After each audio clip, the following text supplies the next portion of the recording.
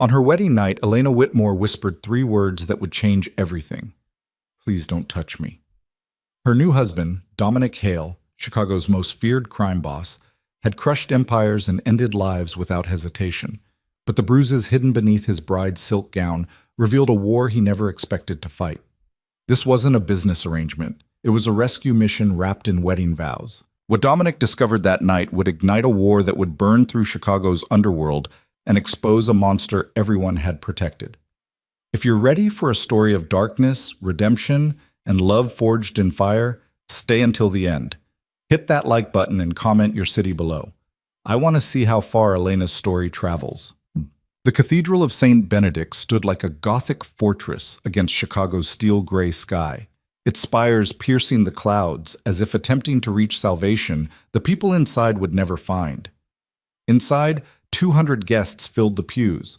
Men in custom suits worth more than most families earned in a year. Women draped in jewels that could fund small countries, all of them bound together by blood, money, and secrets dark enough to drown in. Elena Whitmore stood at the altar in a gown that cost $60,000, feeling like a corpse prepared for viewing. The dress was exquisite. French lace over silk, hand-beaded with thousands of tiny crystals that caught the stained glass light and scattered it across the marble floor like broken promises. The bodice fit perfectly. The train flowed like water, and the veil obscured her face just enough to hide the terror in her eyes. She was 24 years old and had learned long ago that beauty could be a weapon used against you. Beside her stood Dominic Hale, the man who would become her husband in approximately 4 minutes. She had met him exactly 3 times before this moment, twice at formal dinners where conversation had been carefully monitored, once at the contract signing where lawyers had outnumbered family members. He was 32, 6'3", built like violence had been carved into muscle and bone. His suit was black, perfectly tailored, probably Italian. His dark hair was swept back from a face that would have been handsome if it weren't so carefully controlled. Sharp jaw, straight nose, eyes the color of whiskey that seemed to catalog every detail, every weakness, every fear. Elena had researched him, of course. She knew what everyone in their world knew. Dominic Hale had taken over his father's organization at 25 when the old man had been killed in a power play.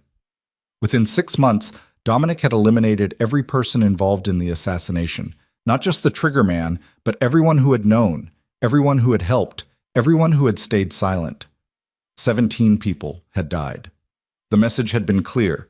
Betrayal would be answered with annihilation. He controlled the South Side with an iron grip: gambling, protection, cargo theft, money laundering through a network of legitimate businesses that generated millions.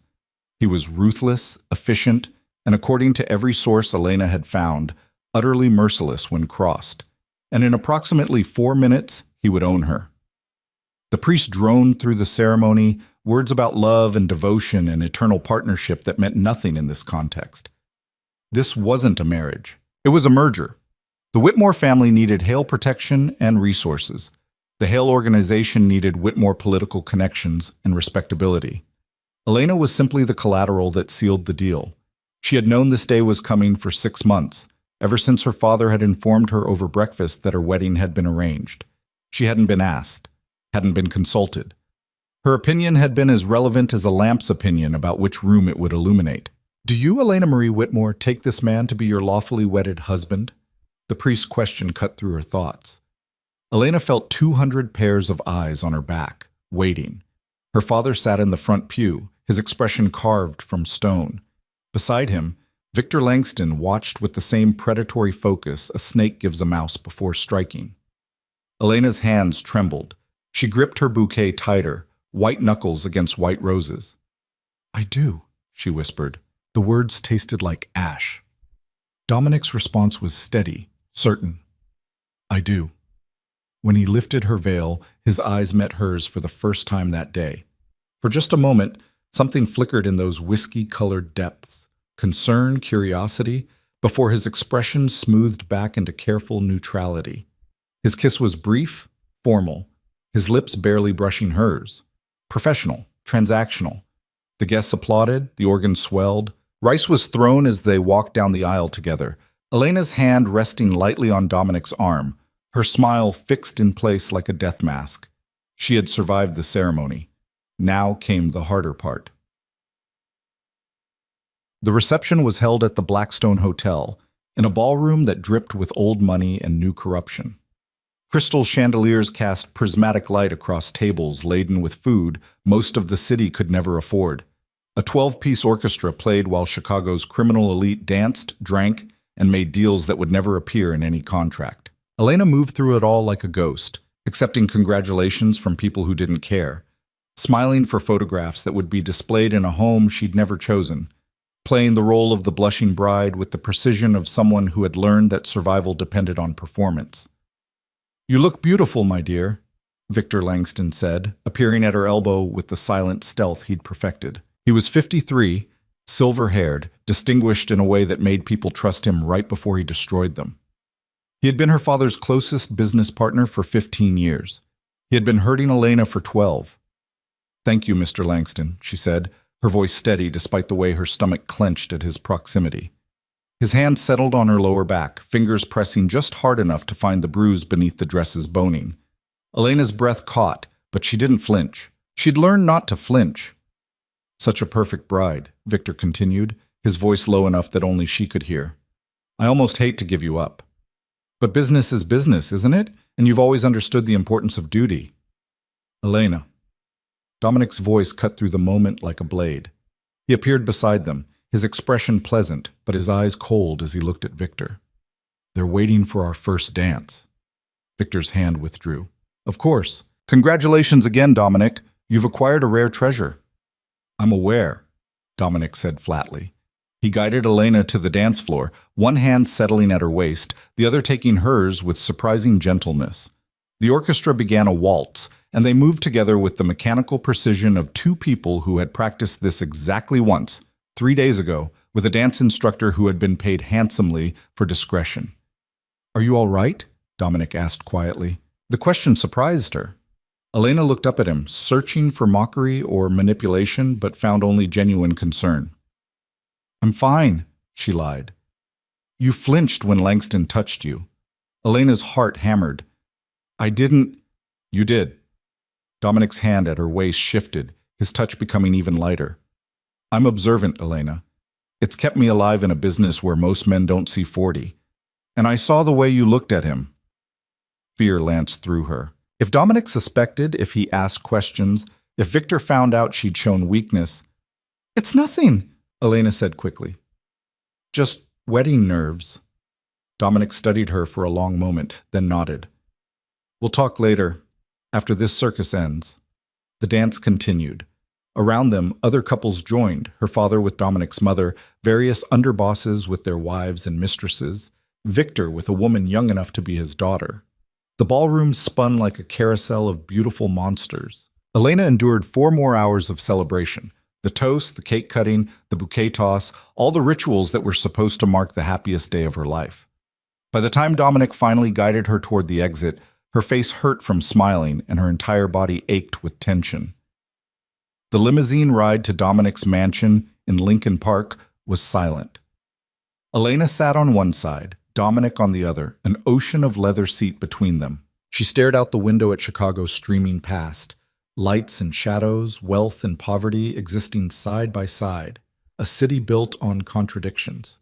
The mansion was exactly what she'd expected, a Georgian revival estate behind iron gates, all red brick and white columns, beautiful and imposing in equal measure.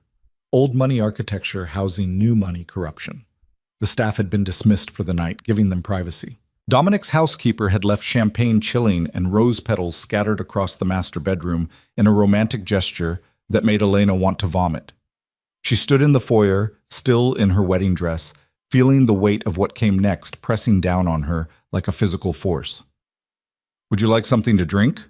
Dominic asked, shrugging out of his jacket. Without it, he looked slightly less intimidating, though the shoulder holster he wore was a stark reminder of exactly who she'd married. "No, thank you," he nodded, loosening his tie. "The bedroom is upstairs, first door on the left. Your things have already been moved in." Elena's hands twisted together. This was it. The moment she'd been dreading since her father had announced the engagement. She tried not to think about it, tried to prepare herself, but now that it was here, panic clawed at her throat. She was expected to consummate this marriage, expected to submit to her husband as she'd submitted to everything else in her life, expected to endure. She'd endured before. She could do it again. Elena forced herself to move toward the stairs, each step feeling like walking toward an execution. Behind her, she heard Dominic pouring himself a drink. The master bedroom was enormous. California king bed, fireplace, sitting area, floor-to-ceiling windows overlooking the garden. Elegant, expensive, impersonal. Her suitcases stood near the walk-in closet, her temporary possessions waiting to be integrated into this permanent prison. Elena walked to the bathroom and stared at herself in the mirror. The woman looking back was a stranger, hair still perfectly styled, makeup still flawless, the perfect bride. She began removing the hundreds of tiny buttons that ran down the back of the dress, her fingers shaking. It took 15 minutes to get them all undone. Another 5 to step out of the gown and hang it carefully in the closet. Underneath, she wore white lace lingerie that had been selected by a personal shopper, chosen specifically for this night. Her body was thin, too thin, she knew. Years of controlled eating had left her with sharp collarbones and visible ribs. But that wasn't the worst of it. The bruises were the worst of it. They covered her like a map of pain, yellowing marks on her ribs from 2 weeks ago, purple shadows on her upper arms from last week, a fresh red welt on her lower back from yesterday morning. Victor had been careful, as always, to avoid anywhere that might be visible in the wedding dress. Elena pulled on a silk robe, belting it tightly. She brushed out her hair, removed her makeup, went through the motions of the nighttime routine she'd perfected over the years. When she finally opened the bathroom door, Dominic was sitting in one of the chairs by the fireplace, still dressed except for his jacket and tie.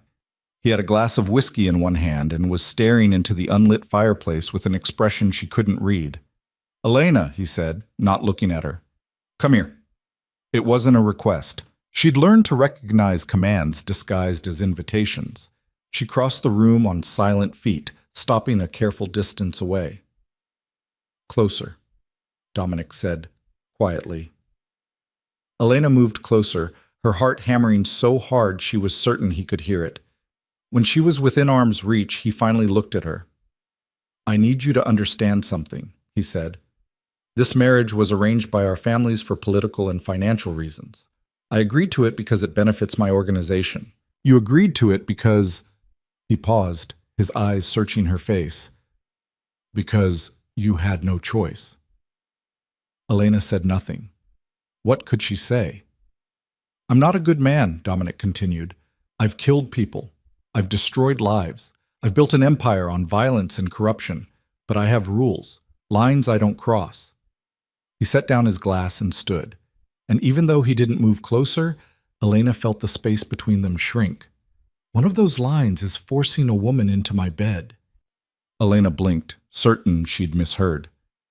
"You're afraid of me," Dominic said. It wasn't a question. "You've been afraid all day, and you're terrified right now." "I'm not," Elena started. "Don't lie to me."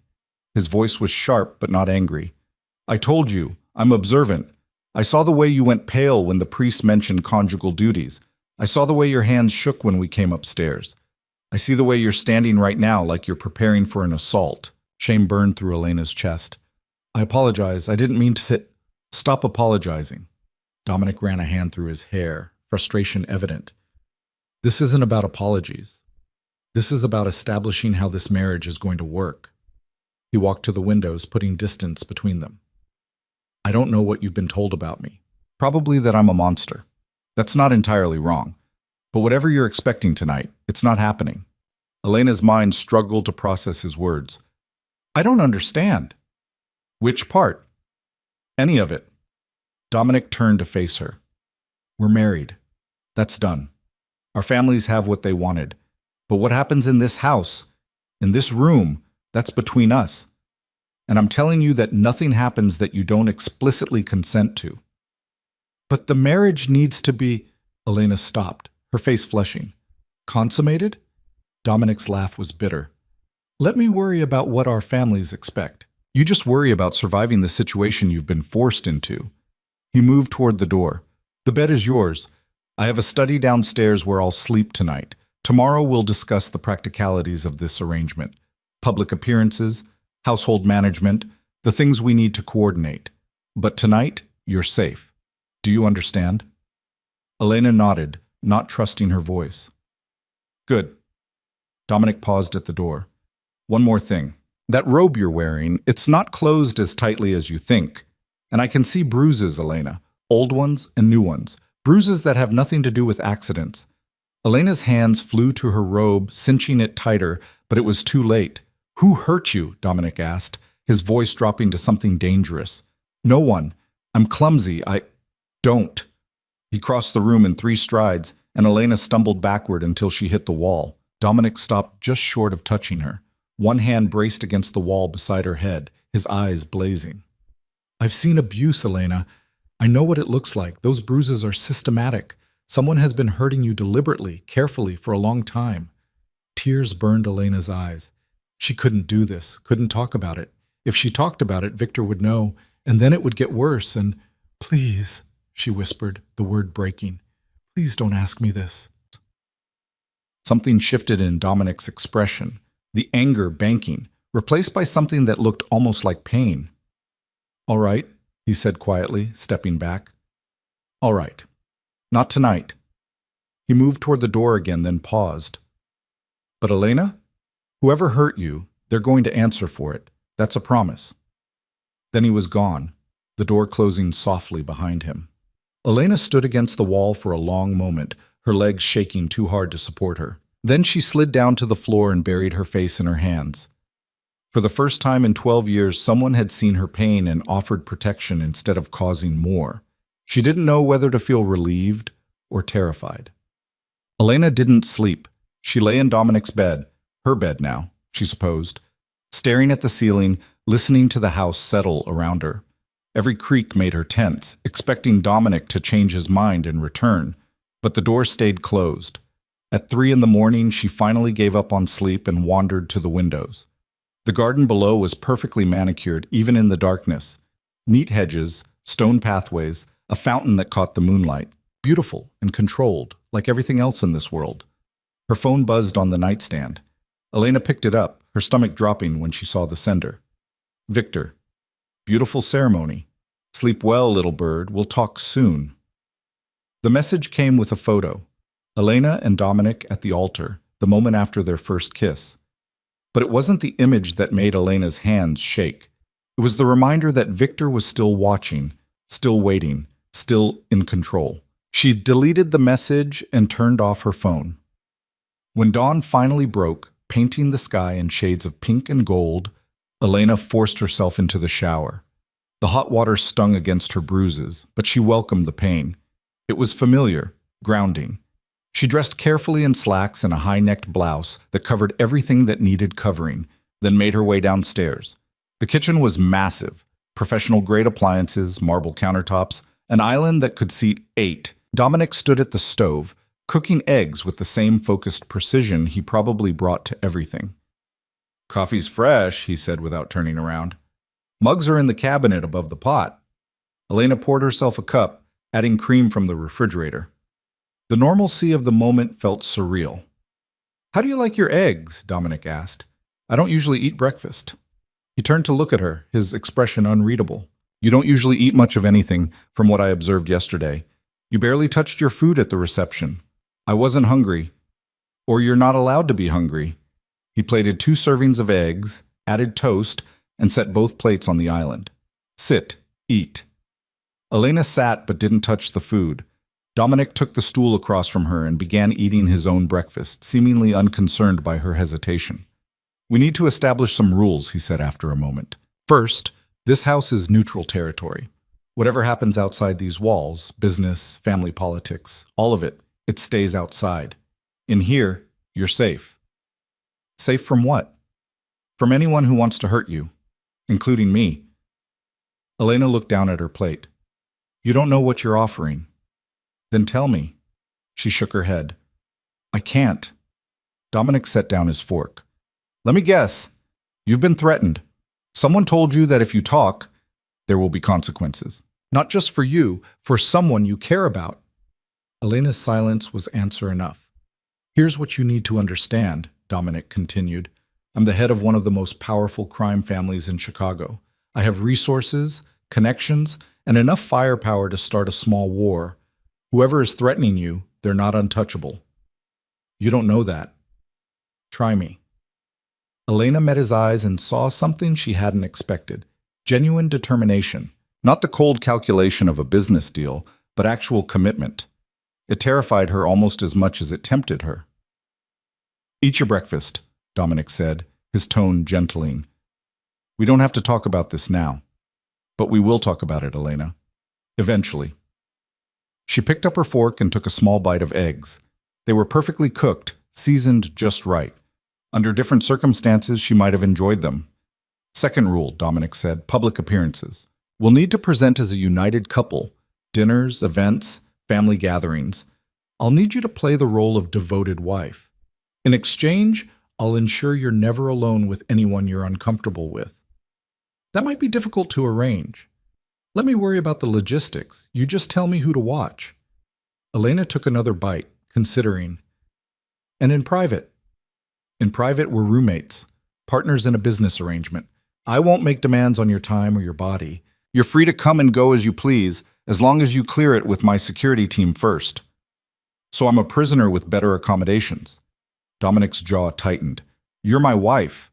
That means you're under my protection, which includes protecting you from being kidnapped or killed by my enemies. The security isn't about controlling you, it's about keeping you alive. Fair enough. Elena had lived with security her entire life. At least Dominic's guards would be competent. What do you get out of this arrangement? She asked. Political capital, your father's connections, the appearance of stability that comes with marriage. Dominic shrugged. The usual reasons for arranged marriages in our world. That's all? What else would there be? Elena studied him. This man who had shown her more kindness in 12 hours than she'd experienced in 12 years. I don't understand you. You're not supposed to, not yet. He finished his breakfast and stood. I have meetings all day. Marco will be your head of security. He'll introduce himself later. If you need anything, tell him. If there's an emergency, there's a panic button in every room.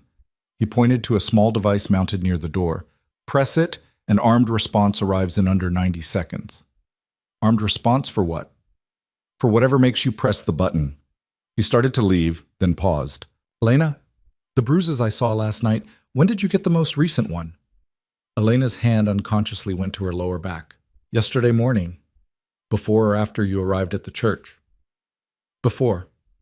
Dominic's expression went carefully blank in a way that made him look more dangerous than any show of anger could have. Understood. Enjoy your day. After he left, Elena sat alone in the enormous kitchen, coffee going cold in her hands. For the first time in her life, someone was asking the right questions. She just didn't know if she was brave enough to give the answers. Elena spent her first week as Mrs. Hale learning the geography of her new prison. The mansion had 23 rooms spread across 3 floors, each one decorated with the kind of tasteful wealth that came from hiring expensive designers and never questioning their choices. The library held first editions she wasn't allowed to touch. The dining room could seat 30. The wine cellar was climate-controlled and stocked with bottles worth more than cars. None of it felt like home. Marco Russo, her head of security, was a boulder of a man, 6'5", 260 pounds of solid muscle, with a face that looked like it had lost several arguments with brick walls. He introduced himself the day after her wedding with military precision. Ma'am, he said, standing in the foyer like a wall made of flesh. Mr. Hale has assigned me to your protection detail. I'll be with you whenever you leave the property. 2 additional guards will rotate through interior posts. Elena looked up at him, and up and up. Is that really necessary? Mr. Hale thinks so. That makes it necessary. She learned quickly that Marco took his job seriously. When she went to the garden, he followed at a discreet distance. When she retreated to the bedroom, he posted himself outside the door. When she ventured to the library, he stationed himself where he could see all entrances. It should have felt oppressive. Instead, it felt oddly safe. The rest of the staff maintained professional distance. Mrs. Chen, the housekeeper, was an efficient Chinese woman in her 50s who managed the household with quiet authority. She laid out clothes Elena never asked for, prepared meals Elena barely touched, and never once asked intrusive questions. Dominic himself was largely absent. He left before dawn and returned after midnight, their paths crossing only at carefully orchestrated moments, breakfast twice that first week. One formal dinner with business associates where Elena played the devoted wife with practiced ease. When they were alone, he was unfailingly polite, distant. He never touched her without warning, never raised his voice, never made demands beyond the occasional public appearance. It was the kindest cage Elena had ever inhabited. On the 8th day of her marriage, her father called. Elena stared at her phone screen, watching it ring, her stomach twisting into knots. She hadn't spoken to Richard Whitmore since the wedding, hadn't wanted to, but ignoring him wasn't an option. "Hello, Father." "Elena." Her father's voice was clipped, businesslike. "I'm calling to check on your adjustment to married life." Translation: "I'm calling to make sure you're fulfilling your obligations." "Everything is fine," Elena said carefully. "Dominic is treating you well?" "Very well." "Good. Victor mentioned he hasn't heard from you since the wedding. He's concerned." Of course he was. Victor always needed to maintain contact, needed to remind her that his reach extended beyond her father's house, beyond any protection she might have hoped for. "I've been settling in," Elena said. "Please give him my regards." "You can give them yourself. He's invited you and Dominic to dinner Friday evening. I expect you'll attend." It wasn't a request. Elena's free hand clenched in her lap. "I'll have to check Dominic's schedule. I already spoke with him this morning. He's agreed. 7 o'clock at Victor's estate. Don't be late." The line went dead. Elena sat in the morning room, phone gripped so tightly, her knuckles went white. Friday was 4 days away. 4 days to prepare herself for an evening in Victor's presence, in his home, where his control would be absolute.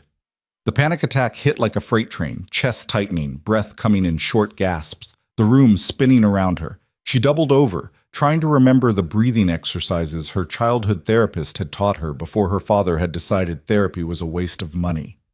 "Mrs. Hale?" Marco's voice cut through the panic. He must have heard something, her breathing maybe, or some sixth sense developed from years of watching for threats. "I'm fine," Elena managed, but her voice shook. "You're not." Marco stepped into the room, maintaining careful distance. "Should I call Mr. Hale?"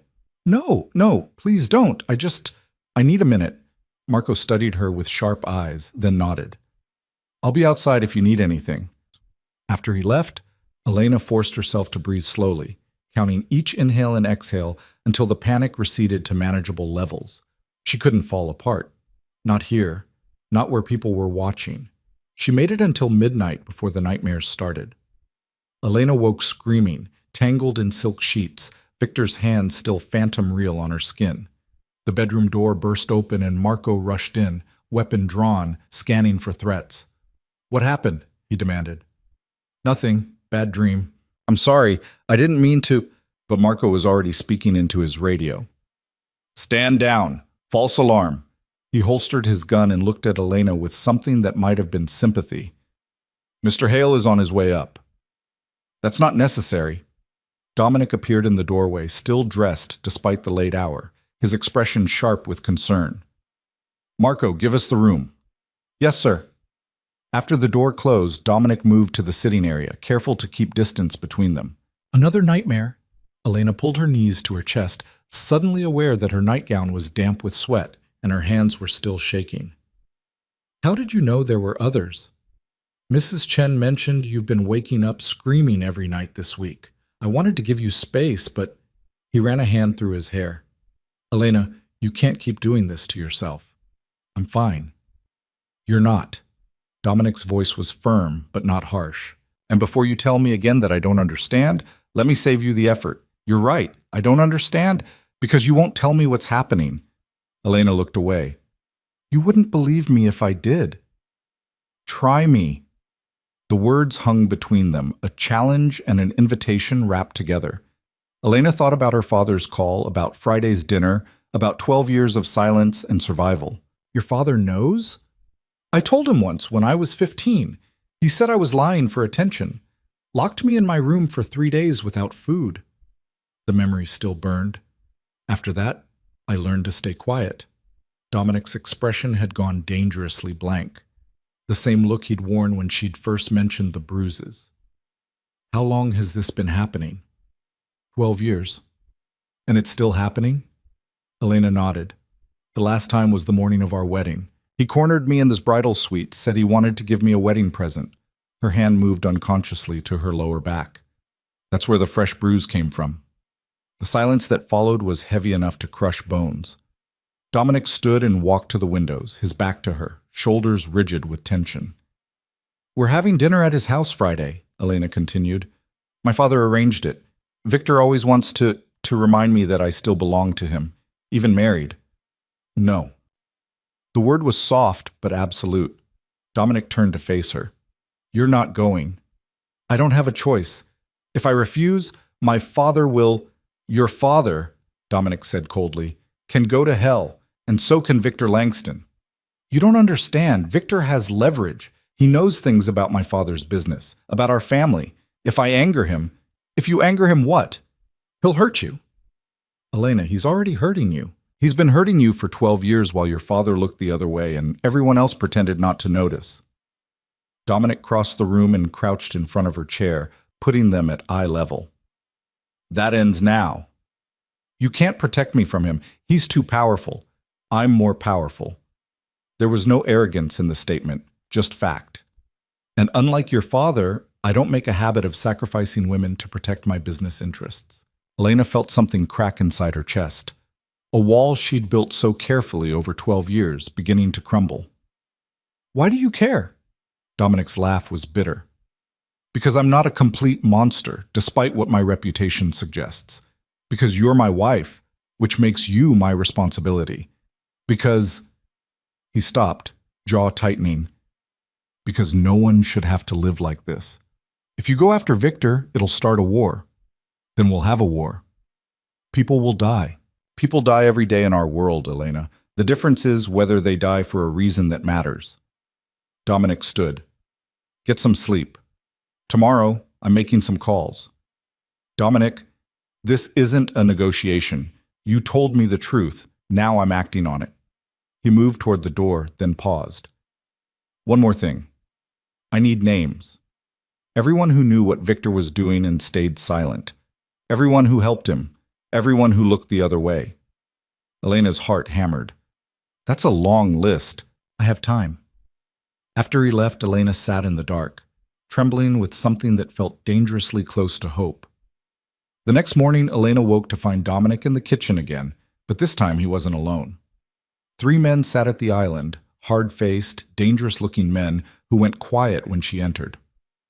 Elena, Dominic said, this is James Kellerman, my attorney. Anthony Russo, Marco's brother and head of my intelligence division.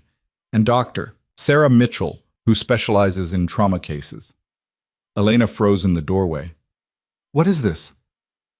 This is me keeping my promise. Dominic gestured to an empty chair. Sit. We have work to do. James Kellerman was in his 60s, silver-haired and sharp-eyed, with the kind of face that had argued before judges and won. Mrs. Hale, I understand you've experienced systematic abuse from Victor Langston over a period of 12 years. Is that correct? Elena looked at Dominic, who nodded encouragement. Yes. I'll need detailed documentation, dates, locations, witnesses if any existed. Dr. Mitchell will help you with the psychological aspects, but I need the facts. For what purpose? To build a case, James said simply. Mr. Hale has instructed me to pursue every legal avenue available for holding Mr. Langston accountable. Anthony Russo spoke up, his voice rougher than his lawyer brother. We're also investigating Langston's business operations. A man who's comfortable abusing a child for 12 years probably has other secrets. We find those secrets. We find leverage. Elena sank into the offered chair, her mind reeling. You're serious? Completely, Dominic said. Victor Langston is a dead man walking. The only question is whether he dies legally or literally. Dominic, don't. His voice was sharp. Don't defend him. Don't make excuses. Don't tell me I'm overreacting. You've spent 12 years minimizing what he did to you. That ends today. Dr. Mitchell, a woman in her 40s with kind eyes and a no-nonsense demeanor, leaned forward. Elena, I know this is overwhelming, but you need to understand something. What Victor did to you, it's not just abuse. Given your age when it started, we're talking about predatory behavior against a minor. That's a felony. Multiple felonies, actually. The statute of limitations depends on the state and the specific crimes, but Illinois has eliminated the statute of limitations for many sex crimes against minors. If we can document what happened, we can prosecute. James pulled out a legal pad. Let's start with the first incident. You said you were 12? For the next 3 hours, Elena recounted 12 years of hell while a lawyer took notes, a psychologist asked gentle questions, and an intelligence officer compiled a list of potential witnesses. Dominic stayed throughout, his presence a solid anchor in the storm of memory. By the time they finished, Elena felt scraped raw, every old wound reopened and bleeding. That's enough for today, Dr. Mitchell said gently. Elena, I want to see you twice a week for therapy sessions. What you've been through, you need professional help processing it. I'm fine. You have nightmares every night, panic attacks during the day, and you've normalized abuse to the point where you think it's your fault. Dr. Mitchell's voice was firm. You're not fine, but you will be. I'll make sure of it. After the others left, Elena and Dominic sat alone in the kitchen. The morning sun streamed through the windows, painting everything in gold, but Elena felt cold down to her bones. I need to know something, she said quietly. Why are you doing this? Dominic was silent for a long moment. When I was 17, my father had an affair with one of our accountants, a young woman, 23, fresh out of college. My mother found out and made my father fire her. He stared into his coffee. 3 weeks later, the woman's body was found in the river. Suicide, the police said. But I knew better. Your mother had her killed to send a message to my father, to prove she could. Dominic's jaw tightened. I was 17, and I did nothing, didn't speak up, didn't investigate, didn't even ask questions. I stayed quiet because it was easier than challenging my parents. You were a kid. I was a coward. And that woman died because people like me, people with power, chose to look the other way rather than do the hard thing. He finally met Elena's eyes. I won't make that mistake again. Not with you. Not with anyone. Elena felt tears burning but refused to let them fall. Victor won't go quietly. I'm counting on it. Dominic's smile was sharp as a blade. Men like Langston think they're untouchable. I'm going to enjoy proving him wrong. The next 3 days passed in a blur of preparation. James Kellerman filed preliminary legal documents. Anthony Russo's investigation team uncovered financial irregularities in Victor's businesses. Dr. Mitchell started Elena's therapy sessions, carefully unpacking 12 years of trauma, and Dominic made calls to allies, to business partners, to people who owed him favors. Elena heard fragments of conversations through closed doors, Dominic's voice cold and certain as he explained the situation and asked for support. Some agreed immediately, others hesitated. A few refused outright, unwilling to go against Victor's influence. Dominic crossed their names off his list with permanent finality. Friday arrived too quickly. Elena stood in front of the bedroom mirror dressed in the outfit Mrs. Chen had laid out, a navy dress with long sleeves and a high neck that covered every bruise, every scar. Armor disguised as elegance. You don't have to do this, Dominic said from the doorway. He was dressed in a dark suit, looking every inch the dangerous man he was. We can cancel, tell your father you're sick. And prove to Victor that I'm afraid of him, that he still has power over me? Elena shook her head. No, I'm going, but I'm not going as a victim anymore. Dominic studied her for a moment, then nodded. Marco and 3 others will be with us. You stay within sight at all times. If Langston tries anything, you signal me immediately. How? He pulled a small device from his pocket, a bracelet made of silver links with a single red stone. Press the stone. It sends a silent alarm to my phone and Marco's. We'll extract you within seconds. Elena fastened the bracelet around her wrist. It felt like a lifeline. The drive to Victor's estate took 40 minutes, winding through increasingly exclusive neighborhoods until they reached a gated property in Lake Forest. The house was massive, old money architecture with new money excess, all white columns and manicured lawns. Victor Langston stood on the front steps to greet them, distinguished in a gray suit, his silver hair catching the evening light. He looked like someone's beloved grandfather. the perfect disguise for a monster. Dominic! Elena! Welcome! Victor descended the steps with open arms, the gracious host. I'm so glad you could make it. Dominic's handshake was firm, professional. Thank you for the invitation. Elena, my dear, you look radiant. Victor moved to embrace her. Elena stepped back, positioning herself closer to Dominic. Thank you, Mr. Langston. Something flickered in Victor's eyes. Surprise, irritation, quickly masked. Please, come in. Your father is already here, along with a few other guests. The interior was exactly what Elena had expected. Expensive art, antique furniture, a wine collection that probably cost more than most people's houses. A dozen guests mingled in the formal living room, the cream of Chicago's criminal elite mixed with enough legitimate business people to maintain appearances. Richard Whitmore stood near the fireplace, whiskey in hand, deep in conversation with a city councilman. He nodded acknowledgement to Elena, but didn't approach. Champagne? Victor offered, signaling a server. No, thank you, Elena said. I insist. It's a celebration, newlyweds in our midst. Victor took 2 glasses from the server's tray and offered one to Elena. She didn't take it. I'm not drinking tonight. Nonsense. 1 glass won't hurt. The lady said no. Dominic's voice was quiet, but carried enough steel to cut glass. I believe we should respect that. Victor's smile tightened. Of course, how rude of me to insist. He sipped his own champagne, eyes moving between Elena and Dominic with calculation. You know, Elena, you seem different. Marriage suits you. I'm exactly the same as I've always been. No, Victor said softly, stepping closer. You're not. There's something in your eyes that wasn't there before. Defiance, perhaps? Or have you forgotten your place? Her place, Dominic said, moving to Elena's side, is beside me, as my wife. I trust that's clear to everyone in this room. The challenge in his voice was unmistakable. Around them, conversations faltered as people tuned in to the suddenly tense exchange. Victor's expression didn't change, but something dangerous flickered beneath the surface. Crystal clear, though I do hope you'll allow me a private word with Elena before dinner. We have family business to discuss. No. I beg your pardon? You heard me. Dominic's hand settled on Elena's lower back, a possessive gesture that in any other circumstance might have bothered her, but right now felt like protection. My wife and I maintain no secrets. Anything you need to say to her, you can say to both of us. Victor's mask slipped for just a moment, revealing the predator beneath.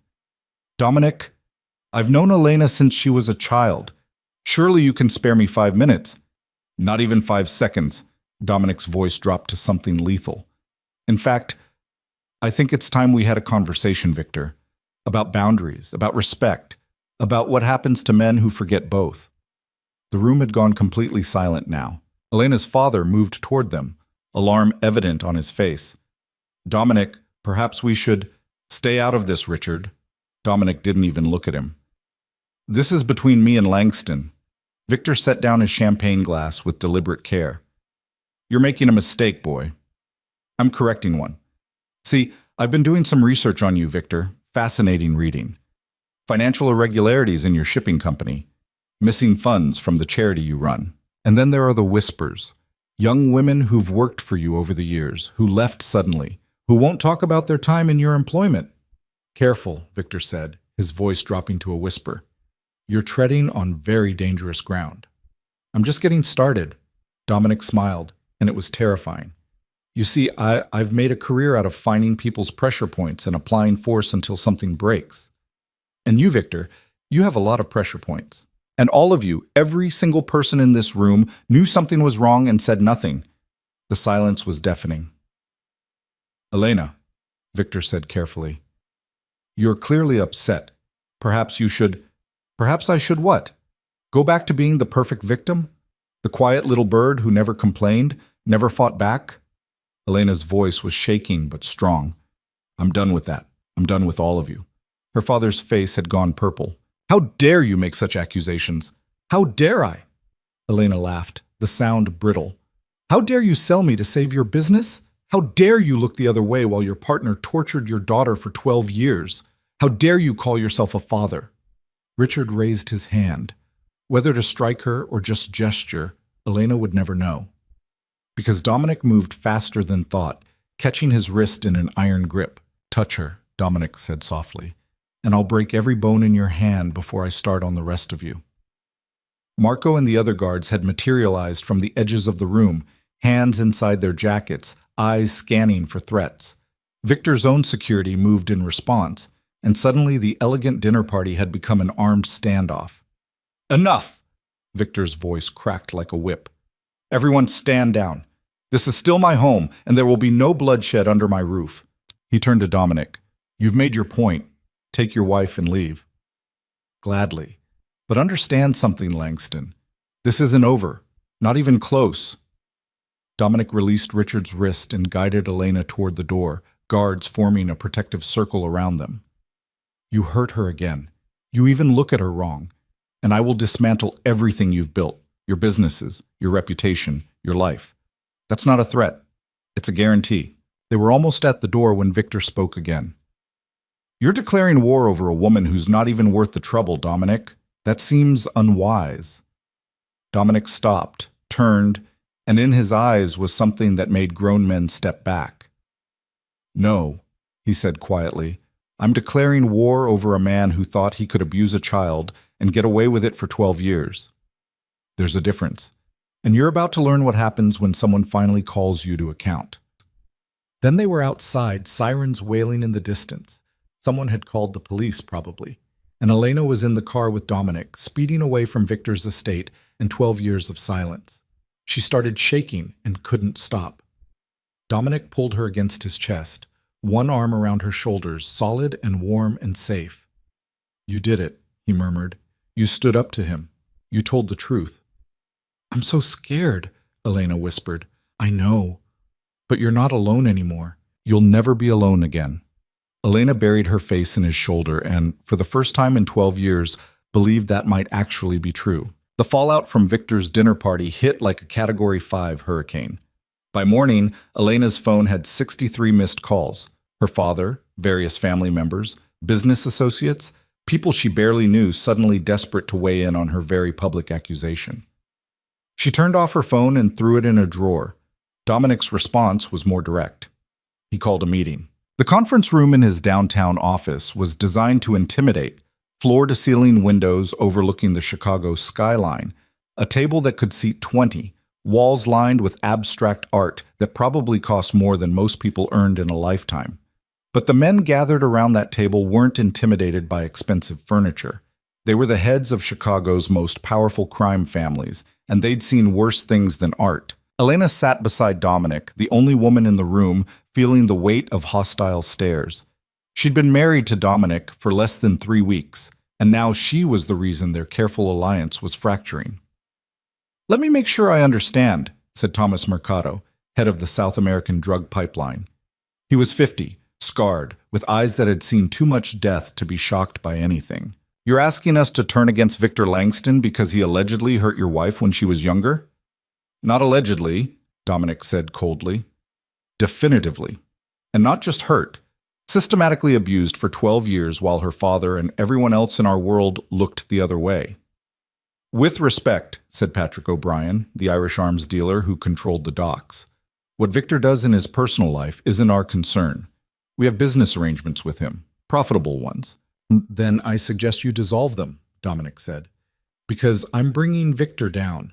The question is whether you're standing with me or in my way." The room erupted in arguments. Men shouted over each other, alliances shifted and reformed in real time, the careful balance of power that had kept Chicago's underworld functional threatening to collapse entirely. Anthony Russo appeared at Dominic's shoulder, sliding a folder across the table. "Before you decide," Anthony said, his voice cutting through the chaos, "you might want to see what we found." Dominic opened the folder and went very still. Then he slid it to Thomas Mercado, who read the first page and passed it on with an expression of disgust. Elena watched the folder make its way around the table, watched each man's face shift from skepticism to shock to barely controlled rage.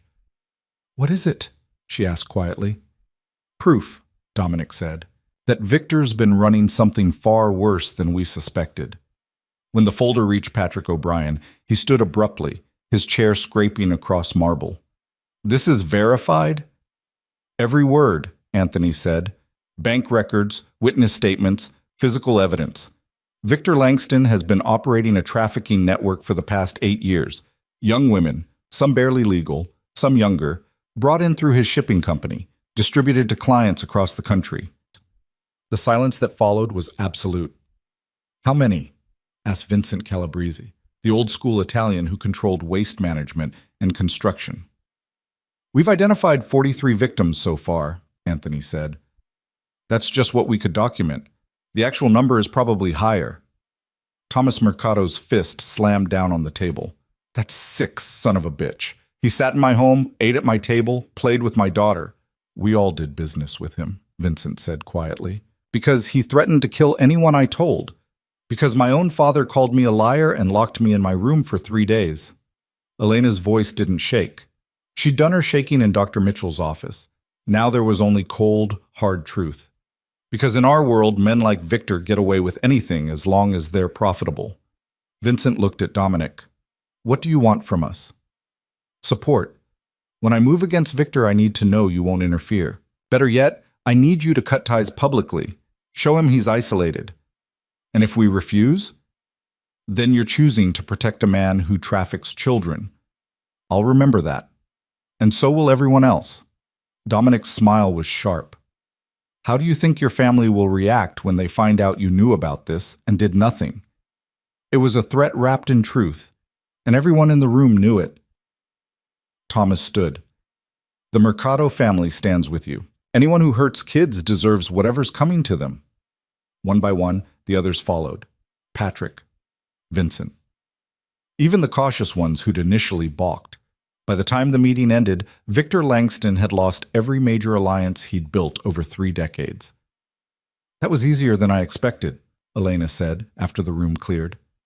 "They're not doing it for you," Dominic said bluntly. "They're doing it because Victor's activities could bring federal attention none of them can afford. Trafficking draws investigators, and investigators ask inconvenient questions." He closed the folder.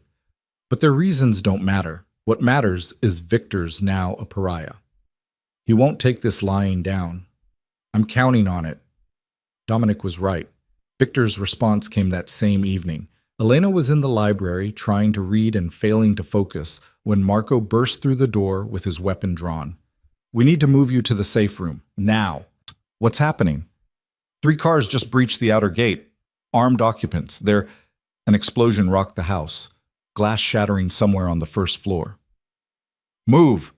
Marco grabbed Elena's arm and hauled her toward a panel in the wall that slid open to reveal a hidden staircase. They descended into a reinforced room beneath the house. Concrete walls, independent air supply, enough provisions to last a week. Through the security monitors, Elena watched chaos unfold above. Victor's men, at least a dozen of them, swarmed the property. Gunfire echoed. Dominic's guards responded with precision, using the house's architecture for cover, driving the attackers back toward the perimeter. Then Dominic appeared on the monitors, moving through the firefight with the calm efficiency of someone who'd done this 100 times before. He took down 2 men with quick, brutal shots, then spoke into his radio. "Fall back to secondary positions. Let them think they're winning." "What's he doing?" Elena asked. Marco's smile was grim. "Giving them enough rope to hang themselves." Victor's men pushed deeper into the house, convinced they were gaining ground.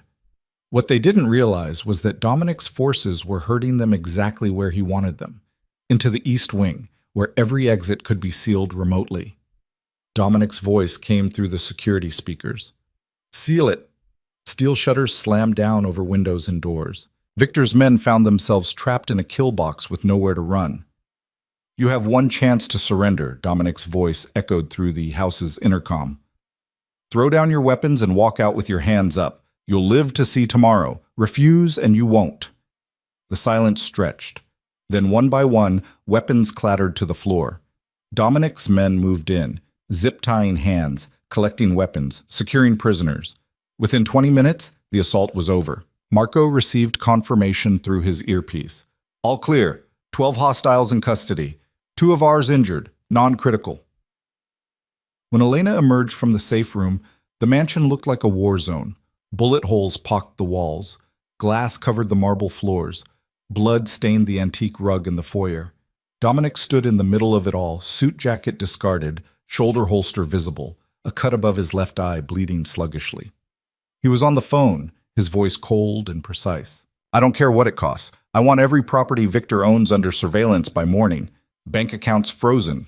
Business partners contacted and convinced to sever ties. Yes, convinced. Use whatever means necessary. He paused, listening. No, I want him alive. For now. He ended the call and finally looked at Elena. Are you hurt? I'm fine. You're bleeding. It's nothing. He touched the cut absently. Victor made his move. Now I make mine. What are you going to do? Show him what happens when you come after what's mine. The next 48 hours were a masterclass in systematic destruction. Dominic didn't just attack Victor's business interests, he obliterated them. The shipping company that had been Victor's primary income source suddenly faced federal investigation for customs violations. His charity was audited and found to be siphoning funds. His real estate holdings were tied up in lawsuits. His political connections received anonymous packages containing detailed evidence of their association with a trafficker. Anthony Russo's intelligence team worked around the clock, digging up every piece of dirt they could find. They discovered offshore accounts, shell companies, a web of corruption that went deeper than anyone had suspected. And they found the women. Not all of them. Many had disappeared completely, lost to the network Victor had built. But they found enough. Women who'd been trafficked through his operation, women who'd escaped, women who'd been too terrified to come forward until someone finally offered them protection. Dr. Mitchell coordinated their care, connecting them with therapists, lawyers, safe houses. James Kellerman built case after case, documenting everything with the meticulous precision of someone who knew they were building towards something historic. Elena spent those 48 hours in a strange state of suspension, watching the machine Dominic had built dismantle a man who'd seemed untouchable, feeling simultaneously empowered and terrified. On the third day, her father called. Elena stared at the phone, then answered. Hello, Father? You need to stop this. Richard Whitmore's voice was strained.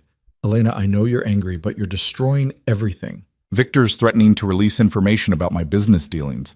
Let him. You don't understand what you're saying. If that information becomes public, I'll lose everything. The company, the house, my reputation. You should have thought of that before you let him hurt me for 12 years. Elena's voice was steady. You chose your business over your daughter. Now you get to live with that choice. Elena, please. I'm your father. You stopped being my father when you called me a liar and locked me in my room. When you stood by while Victor... Her voice cracked, but she forced herself to continue. You don't get to ask me for mercy. You don't get to pretend you deserve it. Victor will kill me if I don't deliver you to him. He's demanding to see you alone or he'll... Then I suggest you refuse. Because I'm not his property anymore. I'm not yours either. And if you so much as try to use me to save yourself, I'll make sure every newspaper in Chicago knows exactly what kind of man you are. She hung up before he could respond. Dominic found her an hour later, sitting in the garden despite the October cold, wrapped in a blanket that Marco had insisted she take. Your father's reaching out to my contacts, Dominic said, settling onto the bench beside her, trying to find someone who will pressure me into calling this off. Will anyone help him? No. I've made it very clear that anyone who sides with Langston or Whitmore becomes my enemy. Most people in our world aren't stupid enough to make that trade. He studied her profile. Are you all right? I don't know what I am, Elena admitted. For 12 years, I thought if I just stayed quiet, kept my head down, survived, eventually it would be over. But it was never going to be over. Victor would have just kept taking and taking until there was nothing left of me. And now I'm angry, angrier than I've ever been, at Victor, at my father, at everyone who knew and did nothing. She turned to look at Dominic. At myself, for taking so long to fight back. You were a child. None of this was your fault. I know that. Dr. Mitchell's made sure I understand that, but knowing it and feeling it are different things. Elena pulled the blanket tighter. What happens now? Now we finish this. Dominic's phone buzzed. He glanced at it and smiled grimly. Victor's trying to flee the country. Anthony's team tracked him, booking a private flight to Argentina. Are you going to stop him? Already done. Every airport within 500 miles has his photo. Border Patrol's been alerted. He's trapped in Chicago with nowhere to run and no one to help him. Dominic stood, offering her his hand. Come on, there's something you need to see. He led her inside to his office, where multiple monitors displayed surveillance feeds. One showed Victor's estate, empty now, the gates bearing foreclosure notices. Another showed his downtown office building, also closed, federal agents carrying out boxes of evidence. We've seized everything, Dominic explained. His assets, his properties, his records. James is turning it all over to the FBI. By tomorrow, there will be federal indictments for trafficking, money laundering, fraud, and about 15 other charges. He'll fight it, hire expensive lawyers, drag it out for years. Normally, yes, but I've made sure the evidence is overwhelming, and I've convinced several of his victims to testify. Dominic pulled up another file, including someone you know. Elena looked at the screen and felt her breath catch. The woman in the photo was young, maybe 20, with dark hair and frightened eyes that looked familiar.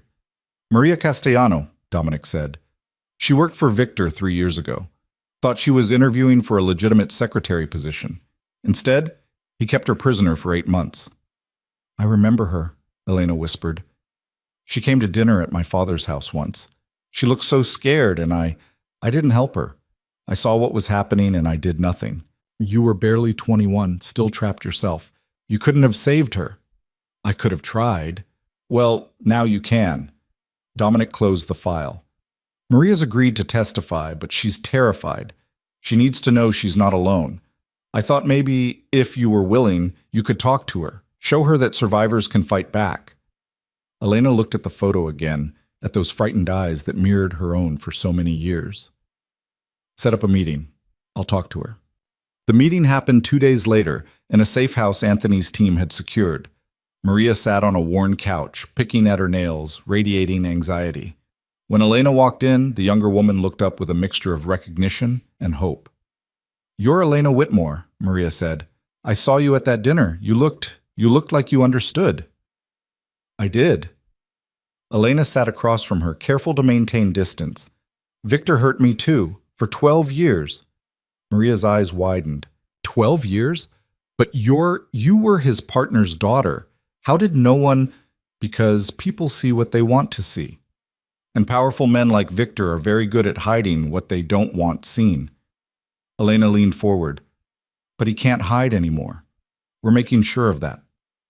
I'm so scared, Maria whispered. If I testify, if I tell people what he did, my family will know. Everyone will know. And what if he finds a way to hurt me again?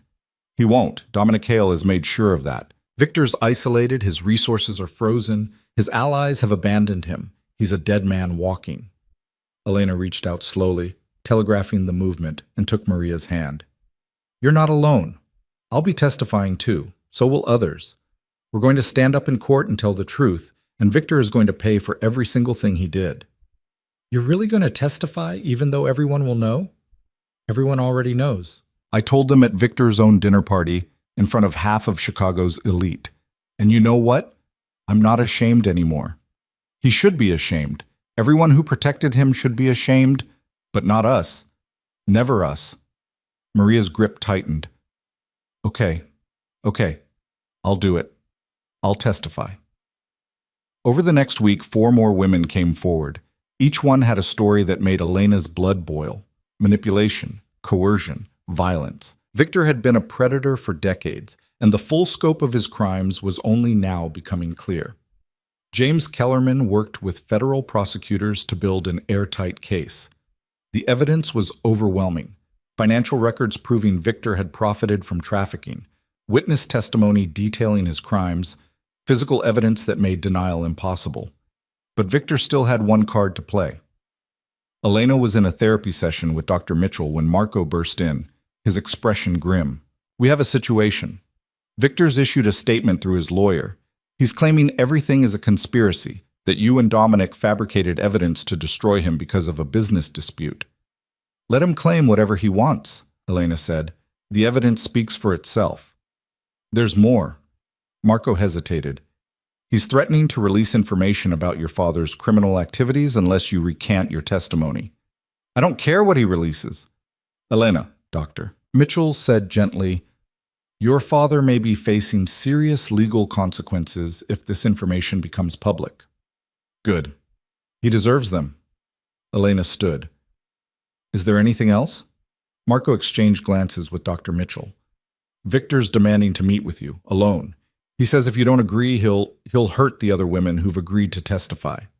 The words hung in the air like a grenade. It's a bluff, Elena said, but her voice wavered. He doesn't have access to them. They're all in protective custody.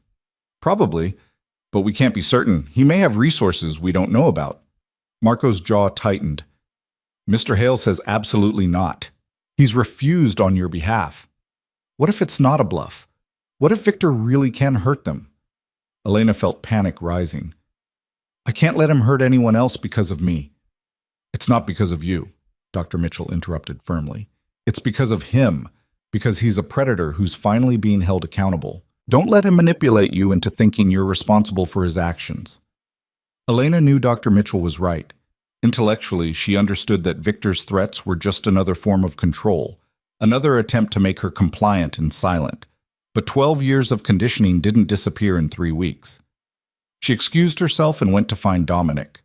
He was in his office, on the phone with someone, but he ended the call when he saw her face. Marco told you, he said flatly. Victor wants to meet. What if he's serious about hurting the other women? He's not. Anthony's verified that all of them are secure. Victor's grasping at straws. Dominic came around the desk. Elena, you are not meeting with him. I don't care what he threatens. The answer is no. But no. Dominic's voice was absolute. You spent 12 years giving him what he wanted because you thought it would keep you safe. It didn't work. It never works with men like him. The only thing that works is removing their power completely. I know that. I do, but Elena's voice broke. What if I'm wrong?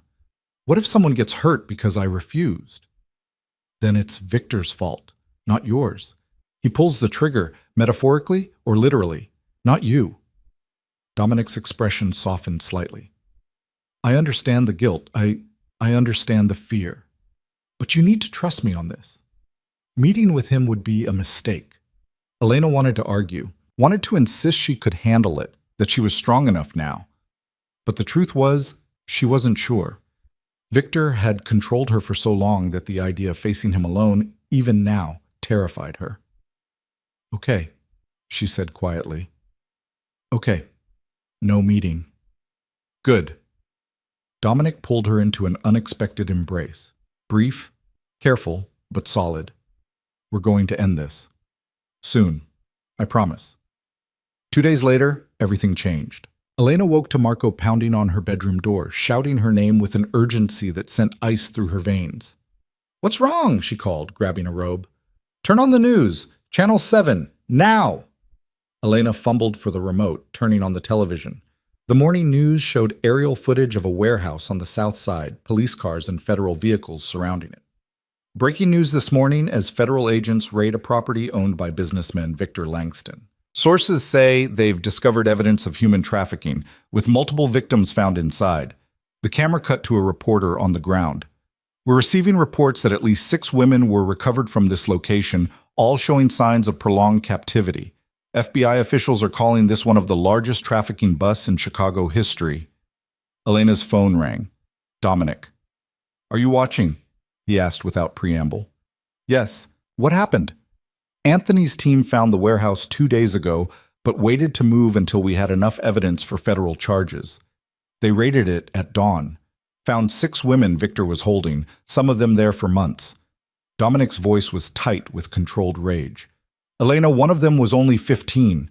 The room spun. Elena sat down hard on the bed. 15. We have him. The FBI has Victor in custody. He's facing federal trafficking charges, state charges. Everything we've built plus everything they found in that warehouse. There's no walking away from this. No bail. No deals. It's really over? Not yet. But we're close. The arrest dominated the news cycle for days. Chicago's elite scrambled to distance themselves from Victor, suddenly remembering suspicious behavior they'd overlooked, red flags they'd ignored. Her father issued a statement through his lawyer, claiming he'd had no knowledge of Victor's criminal activities, a lie so transparent it fooled no one. The trial was set for 3 months later, expedited because of the severity of the charges and the federal government's interest in making an example. But Victor had one final move to make. On a cold November morning, Elena received a call from an unknown number.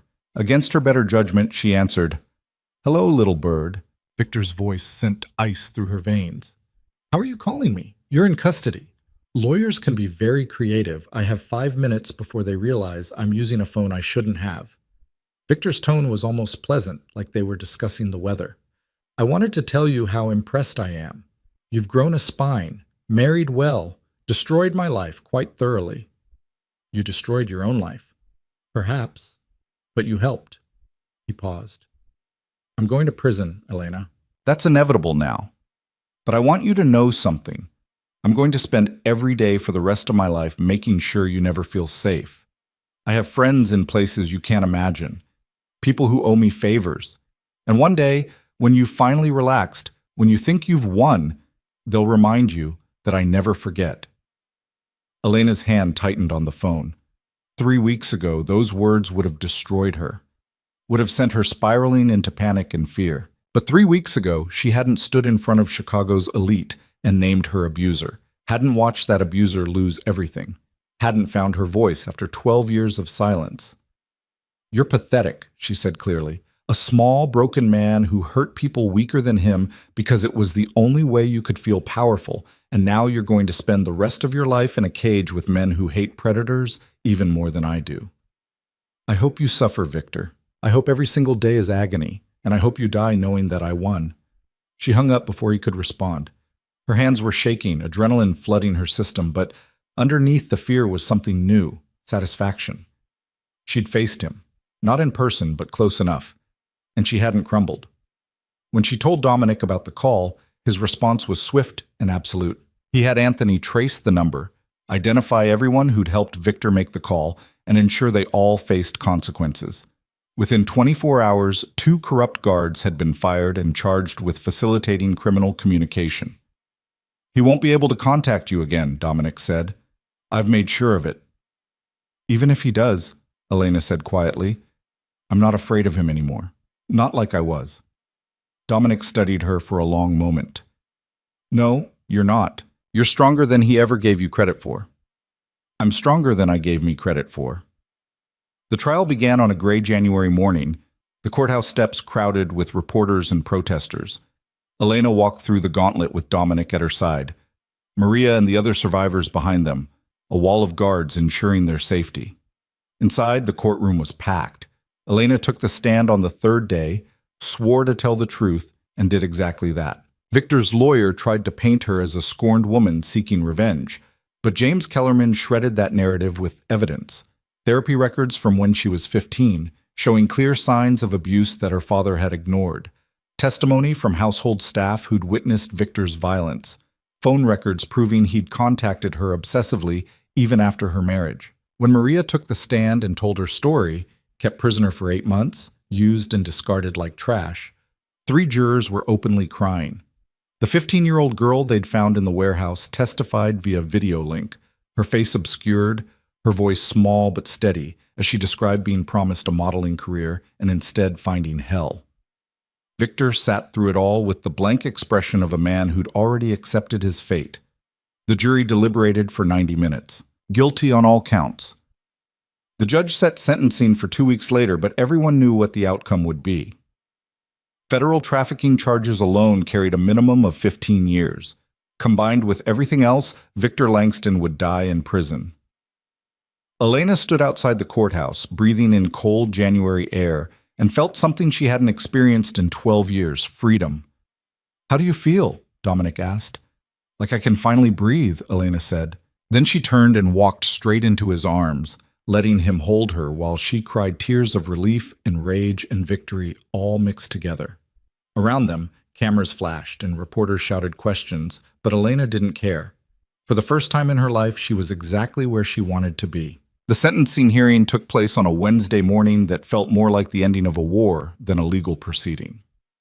Elena sat in the front row beside Dominic, her hand clasped tightly in his. Maria was there, along with 3 other survivors who'd found the courage to face their abuser one final time.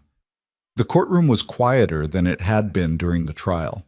The media circus had died down, leaving only those who truly needed to witness this moment. Victor was led in wearing an orange jumpsuit, his silver hair disheveled, his distinguished appearance crumbling under the weight of his conviction. He'd aged a decade in the 3 weeks since the verdict, the invincible businessman replaced by a broken man facing the consequences of 30 years of cruelty. Judge Morrison was a severe woman in her 60s who'd spent 40 years on the bench and had no patience for predators. She reviewed the sentencing guidelines with clinical precision, then looked at Victor with open disgust. "Mr. Langston, in my 4 decades as a judge, I have encountered few defendants whose crimes were as systematic, as calculated, and as utterly devoid of humanity as yours. You preyed on the vulnerable, you destroyed lives, you operated a trafficking network that treated human beings as commodities." She paused, letting the words settle. "The prosecution has recommended 45 years. I find that insufficient." Victor's lawyer started to object, but Judge Morrison cut him off with a look. "You will receive 60 years in federal prison without possibility of parole on the trafficking charges alone. An additional 20 years for the assault and abuse charges to run consecutively. You are also ordered to pay $15 million in restitution to your victims." Judge Morrison's gavel came down like a guillotine. "You will die in prison, Mr. Langston, and that is far more mercy than you showed any of the women whose lives you destroyed." 80 years. Victor would be 133 when his sentence ended, a mathematical impossibility that made the life sentence clear.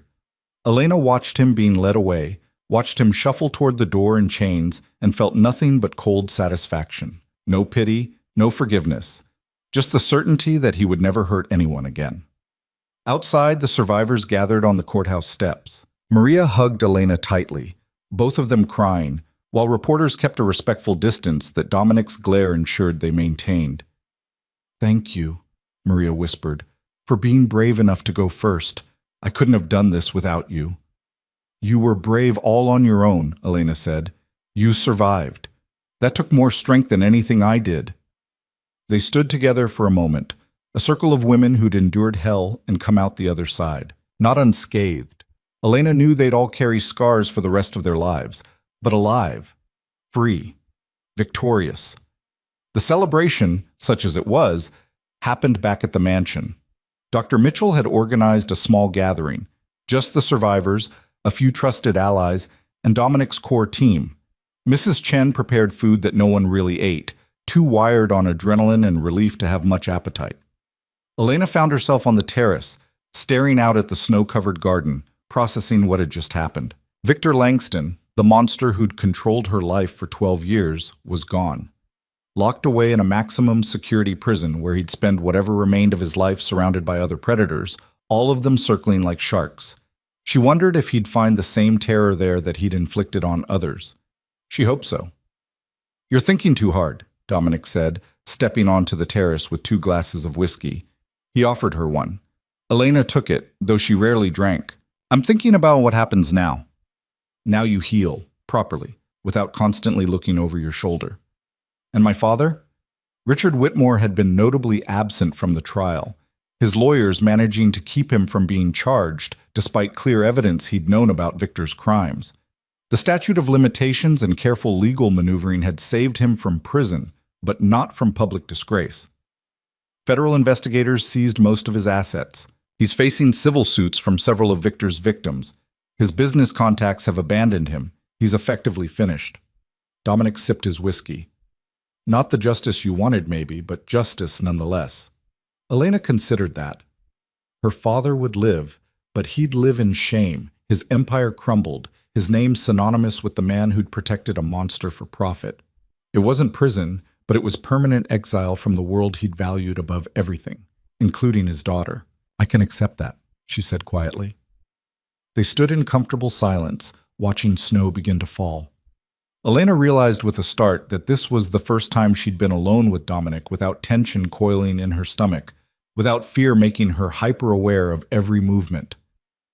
"What are you thinking?" Dominic asked. "That I'm not afraid of you anymore." He turned to look at her, surprise evident. "You were afraid of me." "Terrified." "You're powerful, dangerous. You could destroy me with a word." "Of course I was afraid." Elena met his eyes. "But you've had 100 opportunities to hurt me, and instead you've protected me, fought for me, given me the space to heal." She paused. "Why?" Dominic was quiet for a long moment. "Do you remember what I told you about the woman my mother had killed? The accountant?"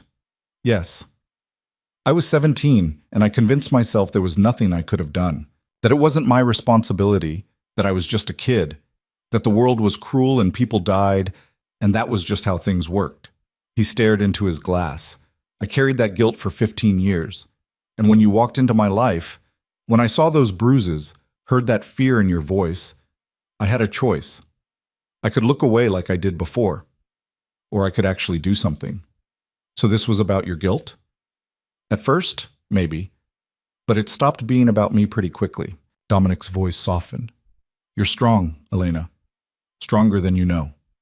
You survived 12 years of hell and came out with your humanity intact. That's extraordinary. And I wanted to make sure that strength got the chance to flourish instead of being crushed." Elena felt something shift in her chest, a warmth that had nothing to do with the whiskey. "I'm glad I married you. That makes one of us," Dominic said wryly. "You deserve better than an arranged marriage to a crime boss." "Maybe, but you're the crime boss who saw me when I was invisible, who believed me when I told the truth, who went to war for me."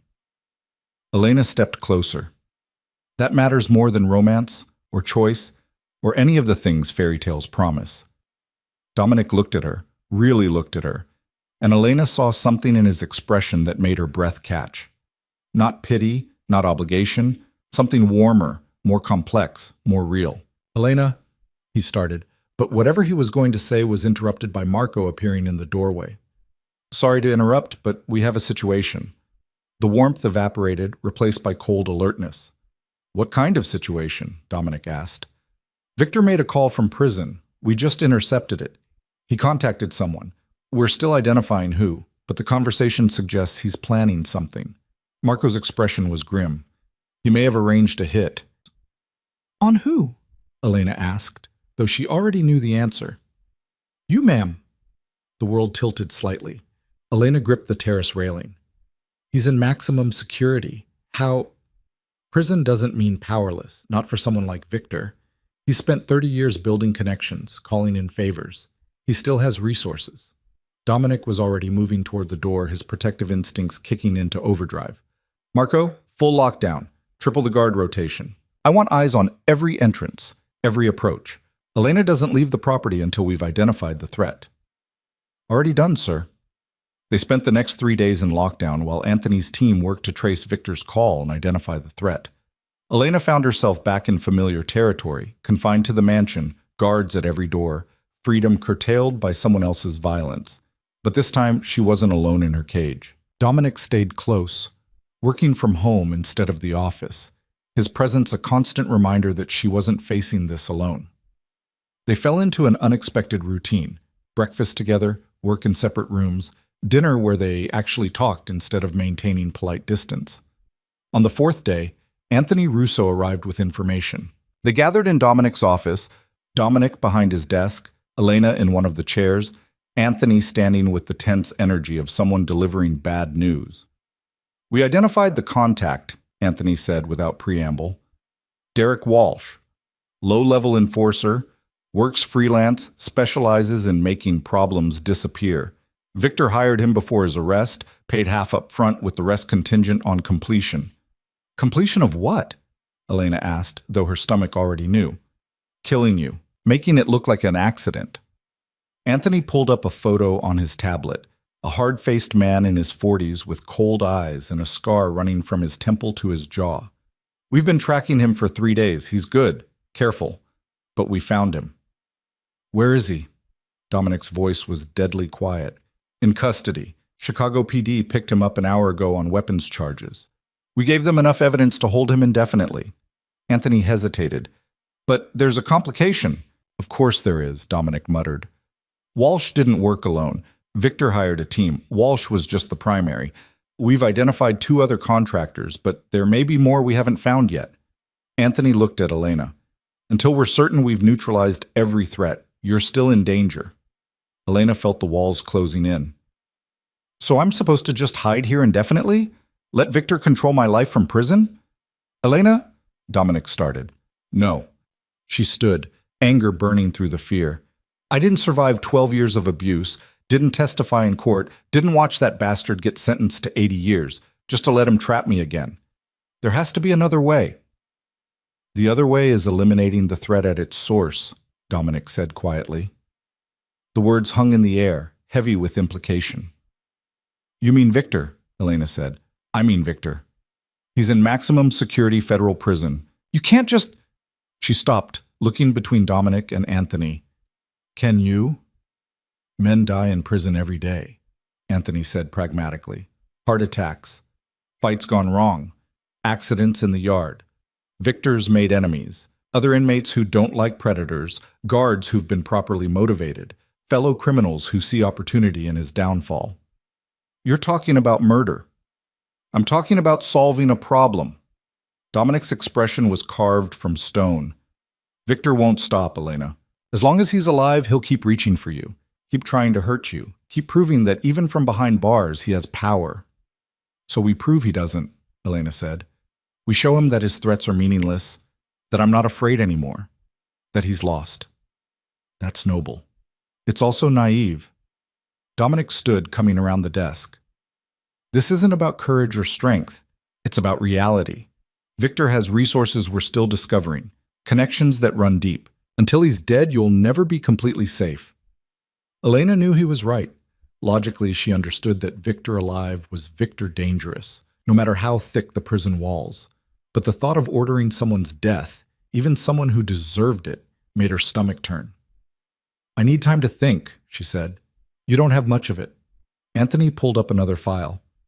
We intercepted another communication. Victor's getting desperate. He's offering $250,000 to anyone who can get to you. That kind of money attracts attention from people we can't necessarily track or stop.